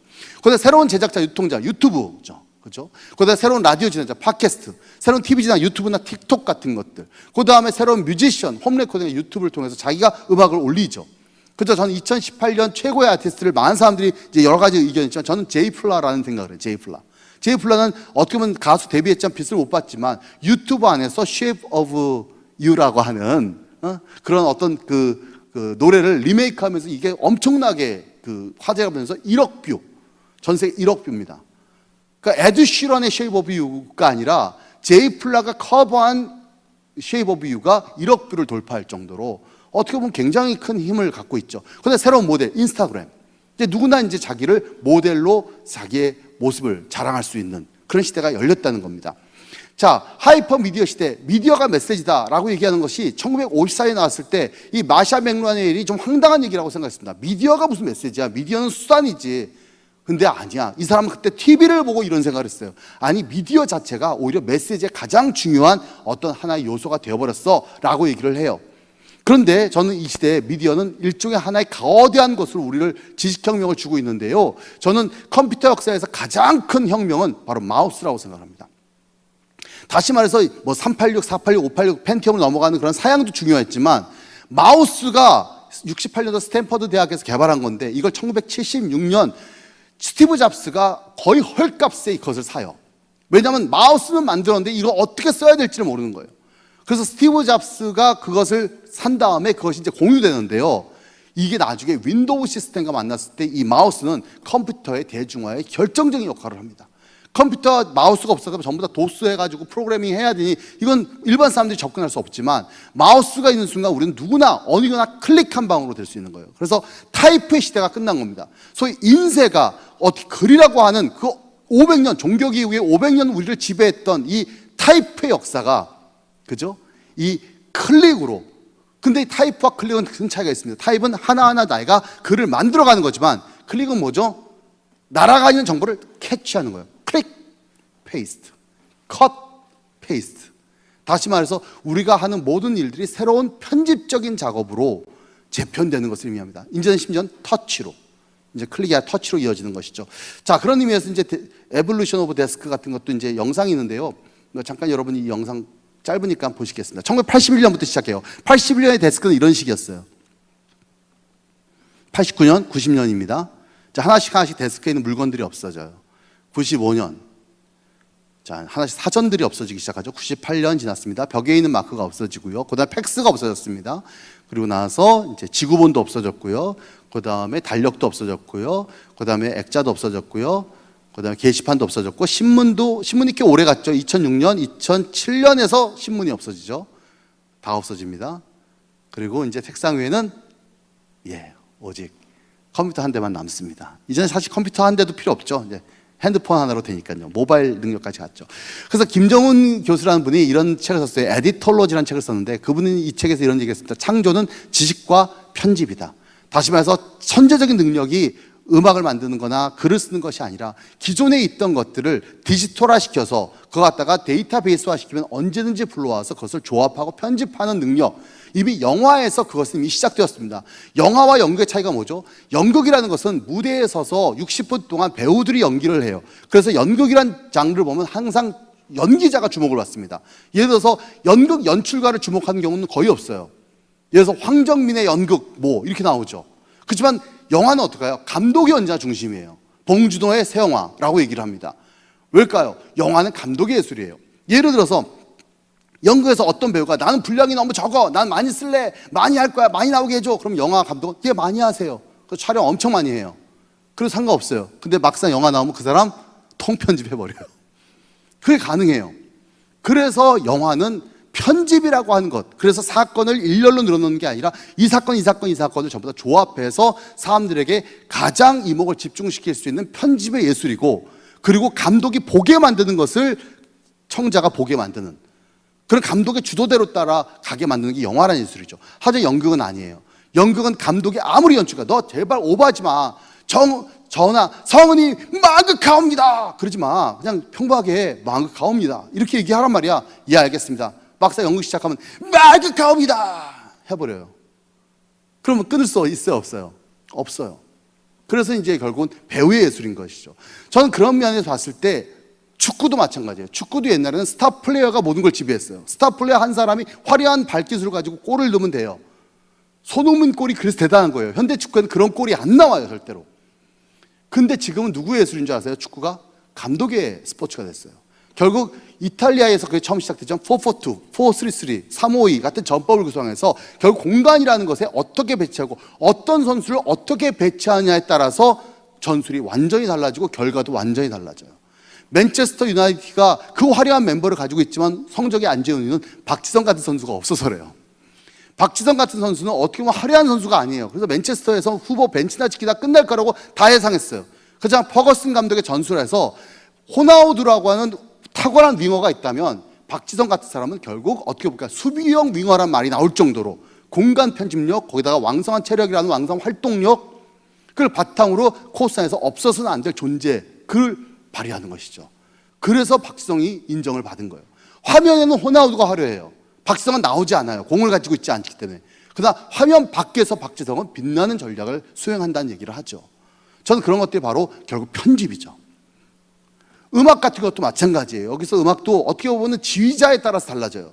예를 들어서 번슈타인이 아니라 카라얀이라고 하는 그런 베토벤 전문 지휘자는 베토벤의 유명한 작품을 전부 다 속도를, 예를 들어서 원작은 62분인데 그걸 갖다 58분 정도로 연주를 맞춰요. 그러니까 훨씬 약간의 속도감의 변화를 준 거예요. 그 속도감의 약간의 변화가 지루했던 클래식이 훨씬 더 박진감 있게 만들었고, 그리고 카라얀이라는 사람은 이 비디오 시대의 생리를 잘 알았어요. 솔직히 말하면 카라얀 아시죠? 백발 날리고 고뇌하는 그 무슨 철학자 같잖아요. 이분이 비디오를 안 거예요. 솔직히 말씀드리면 연주한 사람들이 이거 봅니까? 지휘자? 아니에요. 근데 사람들은 그건 연주자가 나를 보는 게 아니라 바로 관객들이 지휘자를 보게 만드는 거죠. 그래서 이미 연습은 다 끝난 거죠. 그래서 이 사람들은 뭐 하는 거죠? 일종의 퍼포먼스 하는 것이죠. 지휘자가 음악의 지휘가 아니라 퍼포먼스로서의 어떤 역할을 하게 만드는 그런 역할을 60년대에서 선풍적인 인기를 누렸습니다. 자, 그런 것들이 바로 이제 에디톨로지. 저는 그런 부분에서 여러분들이 우리가 지금 결국 창의적인 스토리텔러가 돼야 되는데, 저는 이건 여러분 모두에게 속한다고 생각해요. 결국 커뮤니케이션이라는 것은 저자가 있고 독자가 있어요. 그래서 옛날 커뮤니케이션, 옛날 해석학은 저자가 도대체 무슨 의도를 가지고 이걸 했을까라고 하는 것을 파악하는 것이 해석학이에요. 근데 가다머라는 사람이 이런 말을 했습니다. 모든 문예 작품은 작가의 손을 떠나는 순간 그 자체로 생명력을 갖는다. 모든 작품은 작가가 갖고 있을 때는 작가 거예요. 그런데 작가가 그것을 퍼블릭하게 출판되는 순간 작가는 사라져. 그래서 여기서 저자의 죽음이라는 개념이 나와요. 저자는 사라져요. 그리고 그 문예 작품이 스스로 살아가지고 새로운 의미를 막 만들어요. 왜 이런 일이 있을까요? 독자가 다양하게 해석하기 때문이에요. 옛날에는 독자가 그렇게 해석하는 것은 잘못된 해석이라고 그랬어요. 그건 또 해석 잘못했어. 칸트는 그런 뜻이 아니야. 그런 의미로 얘기했지만 지금은 그 독자의 해석이라는 것이 새로운 어떤 창의성의 근본이 된 겁니다. 그래서 저자의 죽음인 동시에 저자의 탄생인 거예요. 이해가 되시죠? 예를 들어서 인셉션이라는 영화를 보면 마지막에 이제 팽이를 돌립니다. 그래서 이게 꿈인지 아닌지를 구별하는 거예요. 주인공이 꿈에 들어가서 현실처럼 일을 합니다. 근데 때로는 이게 꿈인지 아닌지 주인공도 헷갈릴 때가 있어요. 그럴 때 토템을 가지고 돌려요. 그 다음 팽이에요. 주인공 레오나르도 디카프리오는 팽이를 돌려서 팽이가 막 돌다가 쓰러지면 현실이에요. 팽이가 계속 돌면 꿈인 거예요. 맨 마지막 장면은 해피엔딩으로 끝납니다. 그리고 와서 팽이를 돌려요. 팽이가 막 돌다가 끝날 때쯤 영화가 딱 끝나요. 자막 올라가요. 그럼 우리는 미치는 거예요. 도대체 뭐야? 그럼 집에 가서 바로 검색합니다. 네이버에다 딱 쳐놓고서 뭐라고 그러죠? 인셉션. 벌써 엔딩이 관련으로 나오죠? 엔딩 하면 이거 실화야 꿈이야 라고 얘기할 줄 알았더니 거기에는 7개의 디프런 엔딩이 있어. 어떤 그 사람이 그걸 갖다가 7개의 다른 엔딩을 쫙 나열해 놨더라고요. 와, 그러고 제가 아윤 시작했습니다. 전부 다 개연성이 있고 영화에서 힌트를 받아가지고 다른 어떤 결론들을 상상해내는 거예요. 그때 우리는 놀란 감독이 물어봅니다. 여기서 엔딩이 뭐예요? 예, 저는 이렇게 생각합니다. 이게 제 감독판입니다. 이게 보여지지만 그것은 여러분 마음입니다. 오픈 엔딩으로 해버려요. 저는 그게 바로 오늘날의 포스트 모던 해석학의 가장 중요한 말이죠. 자, 그랬을 때 창의적 리딩은 결국 입체적 상상력, 결국 우리 모두 스스로가 저자 중심의 해석하기든 독자 중심의 해석하기든 우리는 입체적인 상상력을 가져야 됩니다. 우리에게 그런 의미에서 성서가 우리의 문화 원형입니다. 성서를 어떻게 상상할 것인가? 제가 여기에서 두 가지 방법, 본문 내재성과 상호 본문성, 이런 좀 어려워 보이지만 사실 쉬워요. 먼저 본문 내재성은 뭐냐? 한스 프레이라고 하는 설교학자가 주장한 내용인데요. 1차원의 텍스트를 3차원으로 재구성한다라는 말을 했습니다. 다시 말해서 성경 글자는요 1차원이에요. 모든 문학 작품 다 1차원 글자로 되어 있습니다. 0차원 뭔지 아시죠? 3차원은 조각이고 2차원은 이미지고 1차원은 글자고 그리고 0차원은 요 디지털 문화지 않습니까? 그래서 1차원으로 갈수록 숫자가 적어질수록 고등문명인데요. 선이니까 결국 소설, 글은 1차원입니다. 그렇지만 1차원은 3차원적 실제 시공간에 있었던 일을 압축해 놓은 거예요. 저자는 3차원을 1차원으로 만든 겁니다. 그럼 독자는 어떻게 해야 될까요? 그 1차원을 다시 3차원으로 확대하는 머릿속에서 상상력을 발휘해야 된다는 거예요. 거기에는 4가지 요소가 있습니다. 시간, 공간, 상황, 심리입니다. 자, 그런 의미로 봤을 때 영화 명량 같은 게 엄청난 성공을 얻었습니다. 1700만 관객이 왔어요. 이 영화의 성공이 뭘까? 사실 스포일러가 이미 한 400년 전에 노출된 이야기예요. 거기서 막 명랑에 져서 외적 군대가 막 올 때 이순신 군대가 나오면서 어떻게 이순신 죽으면 어떻게, 이런 바보는 없잖아요. 우리 이미 다 알고 있어요. 12척으로 300척을 이겼다는 걸 다 알고 있습니다. 근데 이런 영화가 왜 1700만이 들어왔을까요? 많은 사람들이 여기에서 굉장히 크게 호기심을 가진 게 뭘까요? 어떻게 이긴 거야? 결과는 알아요. 명확하게 우리가 문자로는 짧은 글귀로 12척으로 300척을 이겼다. 끝이에요. 다윗은 물맷돌로 골리앗을 잡았다. 우린 그래서 끝나요. 그렇지만 여러분 생각해 보시죠. 골리앗의 함성 소리, 사람들의 쪼르는 어떤 눈빛들, 거기 사람들이 서로 기피하는 문법, 거기에서 어떤 조그만 애가 나와서 내가 나가겠습니다 라고 했을 때 그 어떤 비참하고 우스운 상황들, 그리고 그 애를 내보낼 수밖에 없는 그런 어떤 모습들.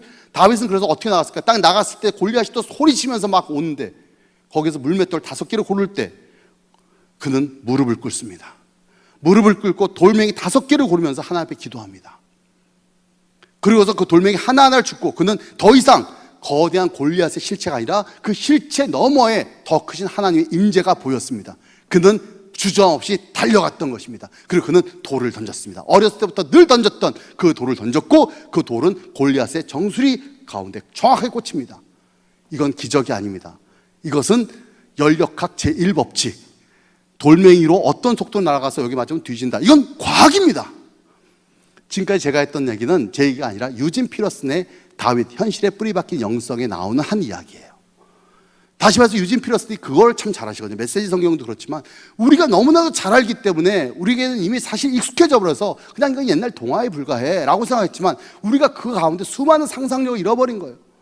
어떻게 보면 다윗 시절에도 수많은 이스라엘 백성들은 어렸을 때부터 모세가 어떻게 자기를 이끌어갔다가 홍해가 어떻게 갈렸을까, 부름기둥과 불기둥이 그들을 이끌어갔던 수많은 동화들을 듣고 자랐어. 그렇지만 현실 앞에서 골리앗이 떠들었던 그 고함 소리 가운데 그들의 모든 동화 속의 상상력은 사라졌던 거예요.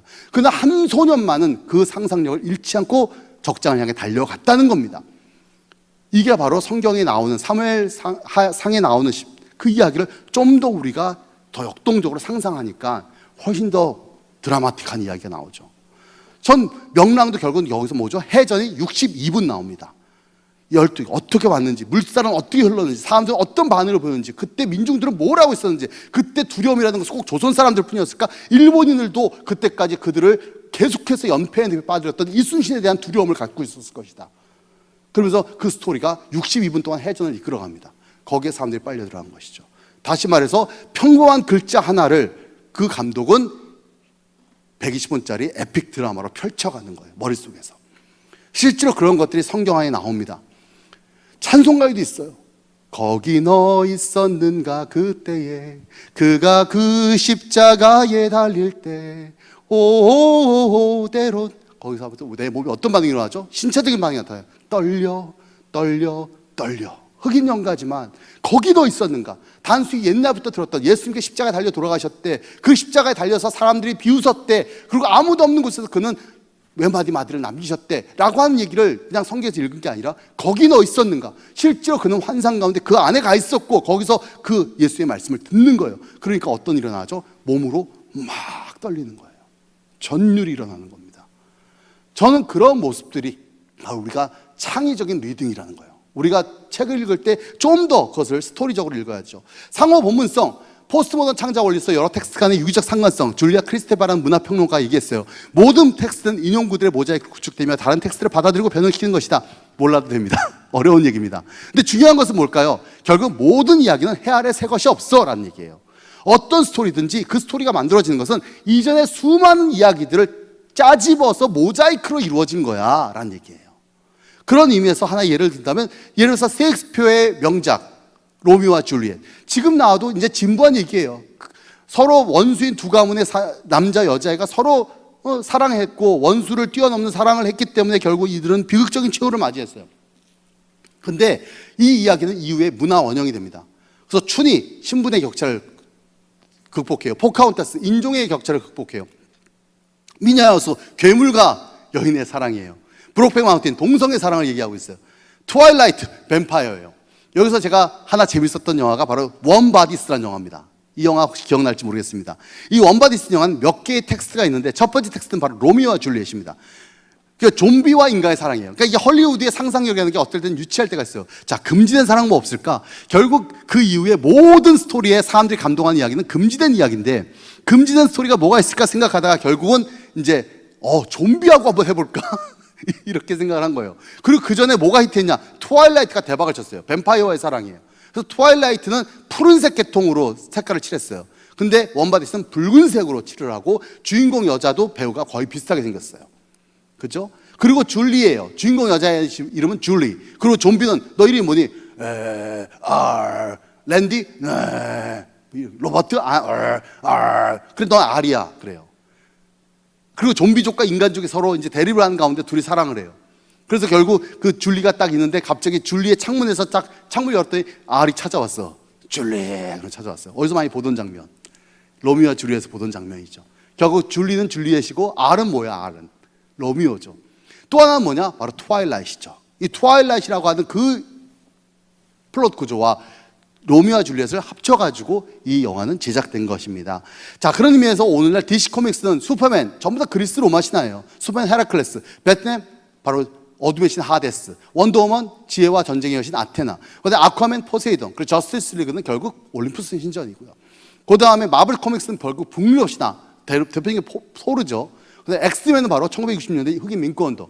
그래서 거기서 자비에르 박사는 마틴 루터 킹을 상징하고 매그니토는 말콤 엑스를 상징하죠. 그래서 이런 부분으로서 저는 어떻게 보면 모든 이야기든 이전의 문화 원형을 갖습니다. 우리도 마찬가지예요. 요한복음 8장, 제가 시간이 다 지났는데 제가 한 5분, 10분만 좀 더 하도록 하겠습니다. 유명한 구절이에요. 이르나치 예수께서 성전에 같이 많은 백성이 모여들었어요. 그래서 가늠하다 잡힌 여인을 끌고 와요. 어떻게 할까 예수께 물었어요. 그래서 예수께서 시험하여 고소할 구실을 찾으려는 것이었어요. 예수께 몸을 굽혀서 상으로 땅으로 뭔가를 쓰셨어요. 이야기의 플롯은 아주 간단합니다. 먼저 제가 인트라텍스추얼리티, 아까 본문 내재성, 인트라는 뜻이죠. 본문 속으로 들어가 보겠습니다. 자, 여기에서 가장 중요한 것은 바로 7절이에요. 사람들이 가늠하다 잡힌 여인이에요. 시간감이 있어요. 그래서 가늠하다 잡혔으니까 여자는 어떤 모습일까요? 내가 이걸 연극으로 옮긴다면 어떻게 연출해야 될까요? 여자의 머리는 헝클어져 있을 거고 옷은 헐벗었을 거고 새벽이니까 아침이고 성전 만들었을 거고 바리새인들 같은 경우에 엄숙한 표정으로 있을 거예요. 그런 걸 갖다 연극 연출가로 생각하고 좀 더 구성해요. 사람들은 막 종용해요. 어떻게 할까요? 어떻게 할까요? 그때 예수께서 일어나서 뭔가 한마디 해요. 이게 이 드라마의 핵심일 겁니다. 우리는 이미 다 알고 있어요. 그들이 다그쳐 물으니 라는 얘기가 중요해요. 다그쳐 물었다는 얘기는 시간이 꽤 오래 걸렸다는 얘기예요. 예수님께서 바로 성경이 이렇게 얘기했는데 어떻게 할까요? 너희 중에 죄범자가 돌을 던져라. 바로 이렇게 예수님이 얘기한 게 아니에요. 꽤 시간을 끈 거예요. 그러니까 어떻게 하란 말이에요? 이분 있으면 유금부원이구만. 뭐 이런 사람들의 반응이 이제 있었겠죠. 이런 것들이 이제 꽤 시간으로 흘렀겠죠. 저 같으면 어떻게 연출하겠냐? 아무 소리 안 하겠어요. 굳이 다그쳐 묻지도 않겠어요. 그냥 가만히 연극 가운데서 그냥 1분 침묵을 주겠습니다. 아무 소리도 안 들어요. 어디서 다그쳐 물을까요? 관객에서 웅성웅성합니다. 뭐야? 어떻게 된 거야? 대사 까먹은 거야? 뭐 이러고 있을 때, 그때 예수께서 일어나서 너희 중에 죄 없는 자가, 관객을 향해서, 제가 성경을 읽을 때 느끼는 그게 그거예요. 너희 중에 죄 없는 자가 이 사람에게 돌을 던져라. 그 사람들이 결국 찔려서 돌아갔어요. 전 이야기가 여기에서 끝나지 않습니다. 마지막 거기서 무대에서 저는 무대 연출을 어떻게 할 것인가 전부 다 암전으로 깔아버릴 겁니다. 그리고 스포트라이트를 하나는 예수님, 하나는 여인에게 떨어뜨릴 거예요. 무대에는 딱 두 사람만 보일 겁니다. 두 사람이에요. 어떤 사람이 보이죠? 하나는 예수님, 하나는 여인. 제 눈에 보인 건 뭐였냐? 하나는 죄 있는 자, 하나는 죄 없는 자였어요. 아까 예수님이 뭐라고 그랬죠? 죄 없는 자가 먼저 돌로 치라. 사실 키에르케고르가 얘기했던 신 앞의 단독자, 저는 그게 바로 진짜 크라이시스죠. 사람의 눈은 피할지 모르지만 하나님 앞에 단독자로 서 있는 그 순간, 원래 얘기는 이렇게 돼야 돼요. 내가 아까 뭐라고 그랬지? 죄 없는 자가 돌로 치라고 하셨습니다. 자, 대가리 대라. 이제부터 좀 맞자. 그러면서 패셨어야 돼요. 근데 예수님이 뭐라고 그러죠? 11절, 주님 한 사람도 없습니다. 나도 너를 정죄하지 않는다. 가서 이제는 죄 짓지 말아라. 뜻밖의 많이 나와요. 예수님께서 아까 말씀을 두 번이나, 율법이 있었고 율법에서 그다음에 죄 없는 자 돌로 치라고 하셨고, 이번엔 나도 너를 정죄하지 않는다. 그럼 우리는 두 번째 의문이 나옵니다. 그럼 율법은 뭡니까? 주님, 왜 율법은 무슨 의미로 우리에게 주어진 겁니까? 모든 사람을 다 용서하라면요, 그러니까 세상이 이렇게 엉망진창 된 거 아닙니까? 라고 불만 가질 수 있어요. 근데 예수님은 율법 포기하지 않았어요. 뭐라고 하시죠? 정죄하지 않는다. 그다음 뭘 주죠? 가서 다시는 죄 짓지 말아라. 율법을 다시 세워주세요. 저는 율법과 은혜에 대한 굉장히 깊숙한 메시지가 이 안에 있다고 생각해요. 그리고 드라마는 끝납니다. 무대가 일단 1막이 끝나요. 저는 여기서부터 2막을 상상해 볼 거예요. 이 여인이 이후에 어떻게 살았을까? 거기서부터 32부작 대하 드라마 만들 수 있습니다. 그 이후에 이 여자가 어떻게 살았는가? 이게 만약에 흥행에 성공한다면 저는 프리퀄도 만들 거야. 이 여자가 어쩌다가 이 지경까지 왔는가? 이렇게 해서 스토리가 확장되어 가는 것이죠. 자, 이게 바로 인트라 텍스트예요. 본문 속으로 깊이 들어갔을 때 우리에게 보이는 것들이에요. 그렇다면 또 하나, 인터텍스츄얼리티. 이건 본문 간에, 비트윈이라는 뜻이거든요. 비트윈 더 텍스트. 본문 간에 이 이야기가 과연 그때가 있냐? 이걸 그대로 들어와서 오늘날 우리 시대로 끌어오는 거예요. 그리고 우리 시대 안에서 새로운 이야기를 창조해 보는 겁니다. 빅토르 휴고는 이 요한복음 8장을 그대로 들어서 19세기 프랑스로 데려갑니다. 그래서 거기서 율법을 상징하는 인물, 그 다음에 뭐가 나오죠? 바로 은혜를 상징하는 인물을 상정해요. 그 인물이 바로 자베르예요. 또 하나는 바로 장발장입니다. 그래서 원작은 방대했지만 이것을 갖다 나중에 이제 레미제라블 영화도 나오고 뮤지컬도 나왔지만, 전 이 드라마가 너무나도 극적인 것은 뭐냐면 거기서 가장 핵심적인 건 뭐죠? 신부가, 모든 사람들이 그 사람이 전과 14년 동안 감옥에 갇혀 나왔을 때 모든 사람들이 외면할 때 신부님은 그를 재워줘요. 따뜻하게 해줘요. 근데 장발장 그날 아침에 어떻게 했죠? 신부 집에서 은촛대를 훔쳐갖고 와요. 진짜 악당이 된 거예요. 요즘으로 따지면은 그냥 노숙자가 있었는데 힘들어가서 내가 재워준 거예요. 재워줄 수 있잖아요. 재워줬는데 이 새끼가 다음에 내 아이폰 노트북 가져가 버린 거예요. 내 아이패드 가져가 버린 거예요. 그리고 경찰한테 잡혀왔어요. 어떻게 하시겠습니까? 경건하신 김 목사님 어떻게 하시겠습니까? 왜 아이패드만 가져가셨어요? 아이폰도 드렸잖아요. 이렇게 한 거예요. 이해할 수 없는 은총이에요. 이게 그냥 그런 은총, 바로 요한복음 8장에서 예수님의 은총이 그런 거라는 거죠. 그리고 그것은 어떻게 하죠? 이 장발장의 인생을 송두리째 바꿉니다. 전 이런 이야기가 바로 이 레미제라블이라고 하는 스토리를 통해서 우리는 요한복음 8장을 새롭게 스토리텔링이 이루어진 것이죠. 시간이 없어서 드라마를 못 봐요. 이게 뮤지컬로 갔을 때 이 뮤지컬을 그러면 어떻게 한번 이것을 또한 리메이킹 했는가? 뮤지컬은 음악이었다면 이 레미제라블 영화에서는 바로 앤 해서웨이, 그 다음에 장발장, 죄송합니다, 장발장을 전부 다 클로즈업 시켜요. 인물을 클로즈 시켜서 이 노래를 부르게 합니다. 제가 이 PPT는 여기다가 남겨놓고 할 거니까 여러분 그 궁금하신 분은 목사님 원하시는 분들에게 나눠주시면 거기서 이 내용과 동영상을 다시 한번 보시기 바랍니다. 그럼 정말 감동적일 거예요. 저는 그래서 그런 의미 가운데 우리가 마지막 결론을 맺겠습니다. 위대한 예술가 예수님, 사실 성경을 보면 예수님이 나와요. 우리가 예수님을 믿는 사람이죠. 예수님을 하늘의 오야로 우리의 구원을 심판자로서 무섭게 바라보지만 저는 성경은 결국 예수님을 중심으로 한다고 생각합니다. 우리는 모두 예수님의 정말 덕후들입니다. A.W. 토저는 팬입니까? 예배자입니까? 이런 질문을 했지만 우리는 예배자이면서 동시에 예수님 팬이기도 해요. 팬 아닙니까? 저는 예수님 너무 멋있어요. 정말 예수님의 제 소원이 있다면 정말 천국에 가면 하나님 정말 예수님 그 갈릴리 말씀 BOD 서비스 해줘야 한다고 생각해요. 나 진짜 눈으로 보고 싶어요. 예수님께서 어떻게 말씀하셨는지 진짜 그 모습 눈으로 보고 싶거든요, 진짜. 그리고 예수님이 하시는 모든 말씀들이 정말 저를 흥분시킵니다. 예수님 너무 멋있잖아요. 내가 그리스도라는 얘기는 내가 예수님처럼 된다는 거잖아요. 나도 예수님 같은 어떤 커뮤니케이션의 달인이 될 수 있다는 거 아닙니까? 예수님 평범한 사물도 예수님께서 말씀하시면 그것이 전부 다 아트로 승화돼요. 들에 핀 백합화를 봐라, 공중의 새를 봐라. 그냥 우리가 늘마다 보는 거지만 그분은 낯설음의 미학으로 그것을 다시 보게 하시고 그걸 통해서 우리가 무엇을 먹을까 무엇을 마실까 염려하지 마, 이런 것은 다 이방인들이나 하는 거야. 너희들이 더 소중해. 하나님의 관심은 너의 존재야. 먼저 그의 나라, 너를 향한 하나님의 큰 뜻을 먼저 찾아. 그럼 이 모든 것, 먹는 것, 입는 거는 너한테 덤으로 주어지는 거야. 네가 소중한 존재인데 왜 먹는 것, 입는 것, 이 눈앞에 있는 것 가운데 너희가 종속돼 살아? 이렇게 살지 마. 백합화를 봐. 저는 예수께서 그런 말씀을 통해서 사람들에게 깜짝 놀라게 하세요. 하나님 나라는 뭡니까, 예수님? 그럴 때 예수님께서 자, 이사야서 펼치자. 오늘은 제2 이사야 강의 시작하겠어. 이렇게 얘기 안 하시거든요. 심지어 성경 코트도 없어요. 심지어는 종교적인 언어가 하나도 없어요. 아버지가 있었어. 아들 둘이 있었지. 작은 아들이 유산 달라는 거야. 줬어, 나갔어, 흥청망청 썼지. 돈 똑 떨어졌네. 아무도 친구 안 해줘. 결국 돼지의 주업나무로 먹고 사는데 아버지 그립다. 염치가 없었지. 돌아갈까 말까 망설였어. 근데 돌아왔더니 그 집 앞에서 아버지가 기다리고 있는 거야. 멀리서 아들이 보이자마자 달려가서 아들을 껴안고 키스하고 죽은 내 아들이 살아보고 돌아왔다고 아버지가 잔치를 벌이시는 거야. 하나님 나라는 이런 곳이야. 끝. 저는 그 이야기 가운데 하나님께서 우리에게 평범한 누구나 이해하는 이야기지만 세상 나라와 얼마나 하나님 나라가 다른지를 극명하게 보여주며 우리에게 그 하나님 나라의 진리를 말씀해 주세요. 예수님은 그런 분이에요. 예수님 직업이 뭐예요? 목수는 전직이에요. 현직 백수. 그렇죠. 예수님께서 주로 버스킹을 하세요. 길거리 공연을 하십니다. 길거리 공연한 사람들이 막 5천 명씩 때로 몰려다녀요. 예수님 인기 짱이었어요. 예수님께서 당당하셨어요. 예수께서 주로 어떻게 그럼 돈을 버셨을까? 얻어드셨어요. 근데 당당하게 내가 오늘 네 집에서 얻어먹겠다. 당당하게. 그리고 12명 장정대로 가서 그 집 음식 다 뽕 빨래고 나오세요. 그래도 인사받아요. 왜? 이게 좀 되시거든요. 사람들이 회개하고 오히려 스스로 회개하고 자기 재산을 다 냈고 예수님 쫓겠습니다라고 따라요. 그리고 어느 곳에서 그분 당당하세요. 소실을 끄치지 않아요. 네가 이스라엘 왕이냐? 왕이다. 십자가에 달아요. 예수님 굴복하지 않으세요.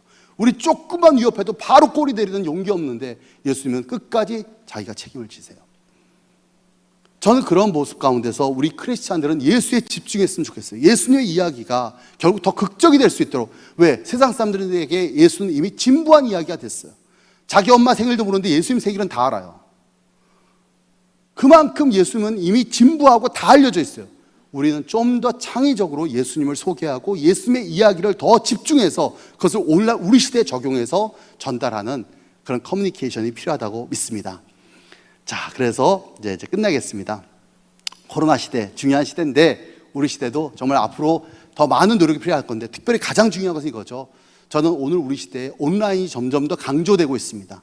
저도 오프라인을 좋아하는 사람이고 실제로 사람을 만나서 이야기하는 걸 좋아해요. 그렇지만 이 비대면 시대에 바로 오늘날 우리는 새로운 가능성을 실험할 때가 되었다고 생각합니다. 그러고 보니까는 라이프 다 처치, 미국에는 온라인 교회입니다. 7만 명의 성도가 있어요. 1996년에 시작됐습니다.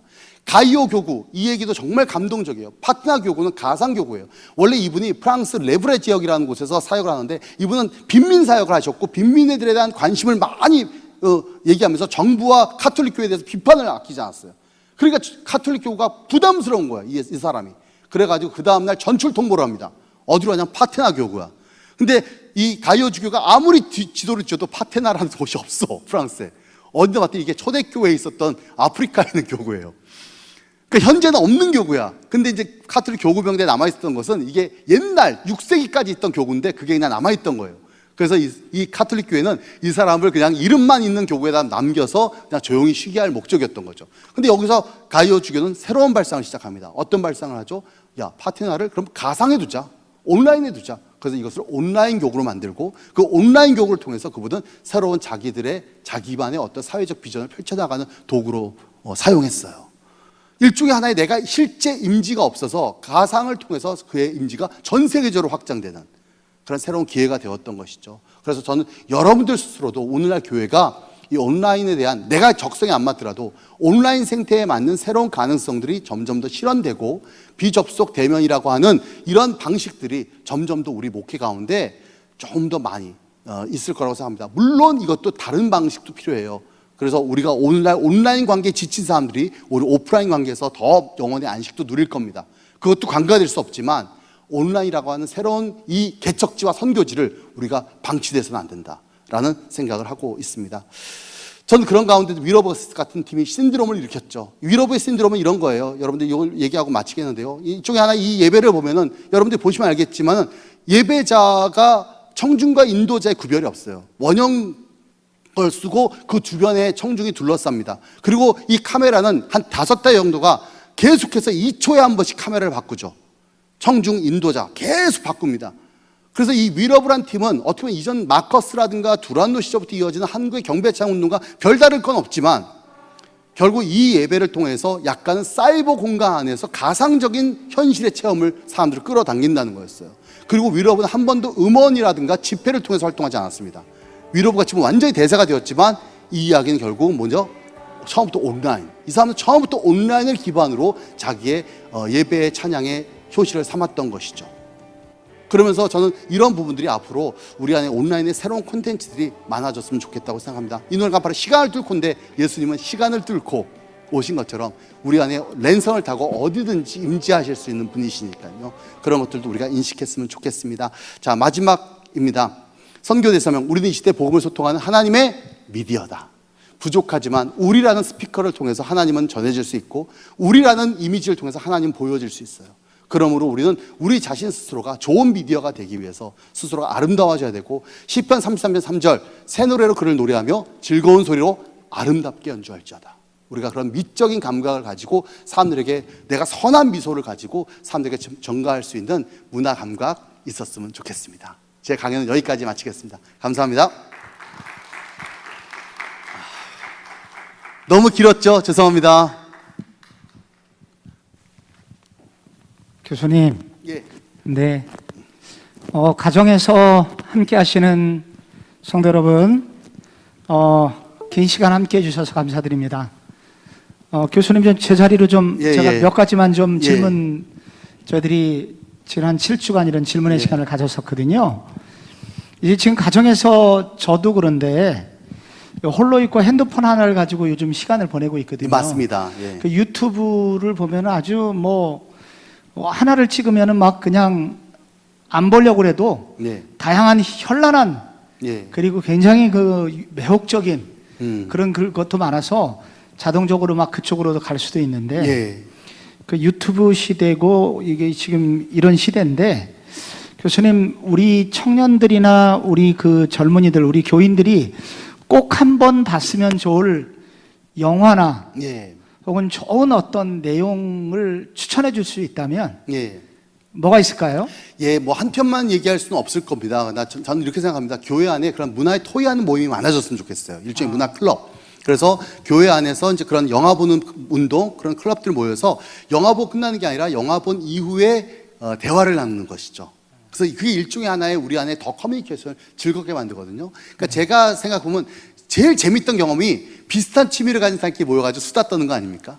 그리고 우리는 작지만 우리도 봉준호도 까보고 그런 어떤 면에서 그런 부분 가운데서 우리가 더 문화 성숙하는데 최근에 제가 이제 많이 추천하는 것 중에 하나는 저는 엔니오 모리코네가 최근에 사망하셨잖아요. 그래서 저는 그 엔니오 모리코네에 대한 굉장히 감격이 있어서 미션이라는 영화가 있습니다. 거기에 보면 저는 그 소위 그 미션에서 가브리엘 오보로 유명하지만 저는 그 애니콜의 서정적 선율과 어떤 거기에 나오는 두 개의 미션이죠. 그러니까 식민주의자의 미션과 선교사의 미션이 충돌할 때 일어나는 그런 어떤 신화의 고뇌 같은 것들을 잘 담아서 저는 이런 옛날 영화들도 젊은 사람들이 좀 많이 보면서 엔니오 모리코네의 음악과 영상을 함께 좀 즐겨봤으면 좋겠습니다. 네, 미션. 우리가 또 좋은 그런 서로 추천하는 문화를 만들자. 그렇습니다. 아까 저도 이제 80년대, 90년대, 맞아요. 저희 70년대 말, 80년대 막 교회 재밌는 시대, 문학의 밤 세대라서. 맞습니다. 아까 목사님 얘기할 때 굉장히 감동적으로 옛날 추억이 많이 생각이 났었는데 이 시대의 교회에서 좀 좋은 문화를 만들 수 있다면 교회 내에서 어떤 문화를 좀 만들 수 있을까요? 일단 저는 교회가 이미 문화적 가능성은 세상보다 굉장히 많은 걸 갖고 있어요. 그 대예제가 아이돌 가수의 상당수가 크리스찬인 거 아십니까? 그러니까 왜일까요? 우리 크리스찬들은 문화의 조기 교육을 시켜줍니다. 그러니까 예를 들어서 이제 어떻게 보면 그 어렸을 때부터 우리는 교회에서 발표를 하고 또 어떤 중딩이 베이스 기타를 쳐보겠습니까? 그러니까 그런 어떤 교회에서 그런 조기 교육이 일어나는데 그래서 이제 문화 기획자들 눈에 일찍 띄는 거죠. 근데 너무나도 상업적인 기획자의 일찍 눈에 띄어버리다 보니까 좀 그런 부분에서 조금 우리 크리스찬 아티스트가 되지는 못했던 한계가 있지만 네. 저는 그런 식으로 기독교가 좋은 어떤 문화적 재능들은 어렸을 때부터 있는데 한 가지 뭐냐면 약간 교리적인 어떤 그 문화의 경직성이 있어요. 네. 그러니까 우리가 문화가 너무 착해야 된다라는 강박관념. 그러니까 착한 가치관이 필요한 거지 착한 장면이 필요한 게 아니거든요. 착한 가치관을 위해서 우리는 좀 악한 장면을 쓸 수도 있는 건데 거기서 우리가 좀 문화적인 관용이 좀 필요하다고 생각하고요. 또 전형적으로 오늘날 그 대중가요 가운데서 기독교의 착한 문화를 가지고 영향을 끼치는 아티스트가 있습니다. 옥상달빛. 그러니까 수고했어 오늘도 하드코어 인생아. 그러니까 전형적인 교회 누나거든요. 교회 누나 그런 거 있잖아. 오늘도 형제 수고했어. 뭐 이렇게요. 그다음에 제이레빗 같은 아티스트. 전형적인 교회 어떤 예쁜 우리 후배 자매들이거든요. 그래서 오늘도 화이팅 뭐 간식 주세요. 뭐 이런 어떤 느낌으로 주는 착한 문화가 일반 사람들에게도 훌륭하게 어필될 수 있다는 걸 보여주니까 그 다양성을 가지고 우리가 자꾸 세상 사람들에게 우리 문화를 알리는 것이 중요하다고 생각합니다. 네, 오늘 좀 길어져서 저들 오늘 너무 유익한 강의 감사드립니다. 또 언제 교수님 배우기를 원합니다. 감사합니다. 여러분 가정에서 큰 박수로 한번 교수님 격려. 감사합니다. 감사 부탁드립니다.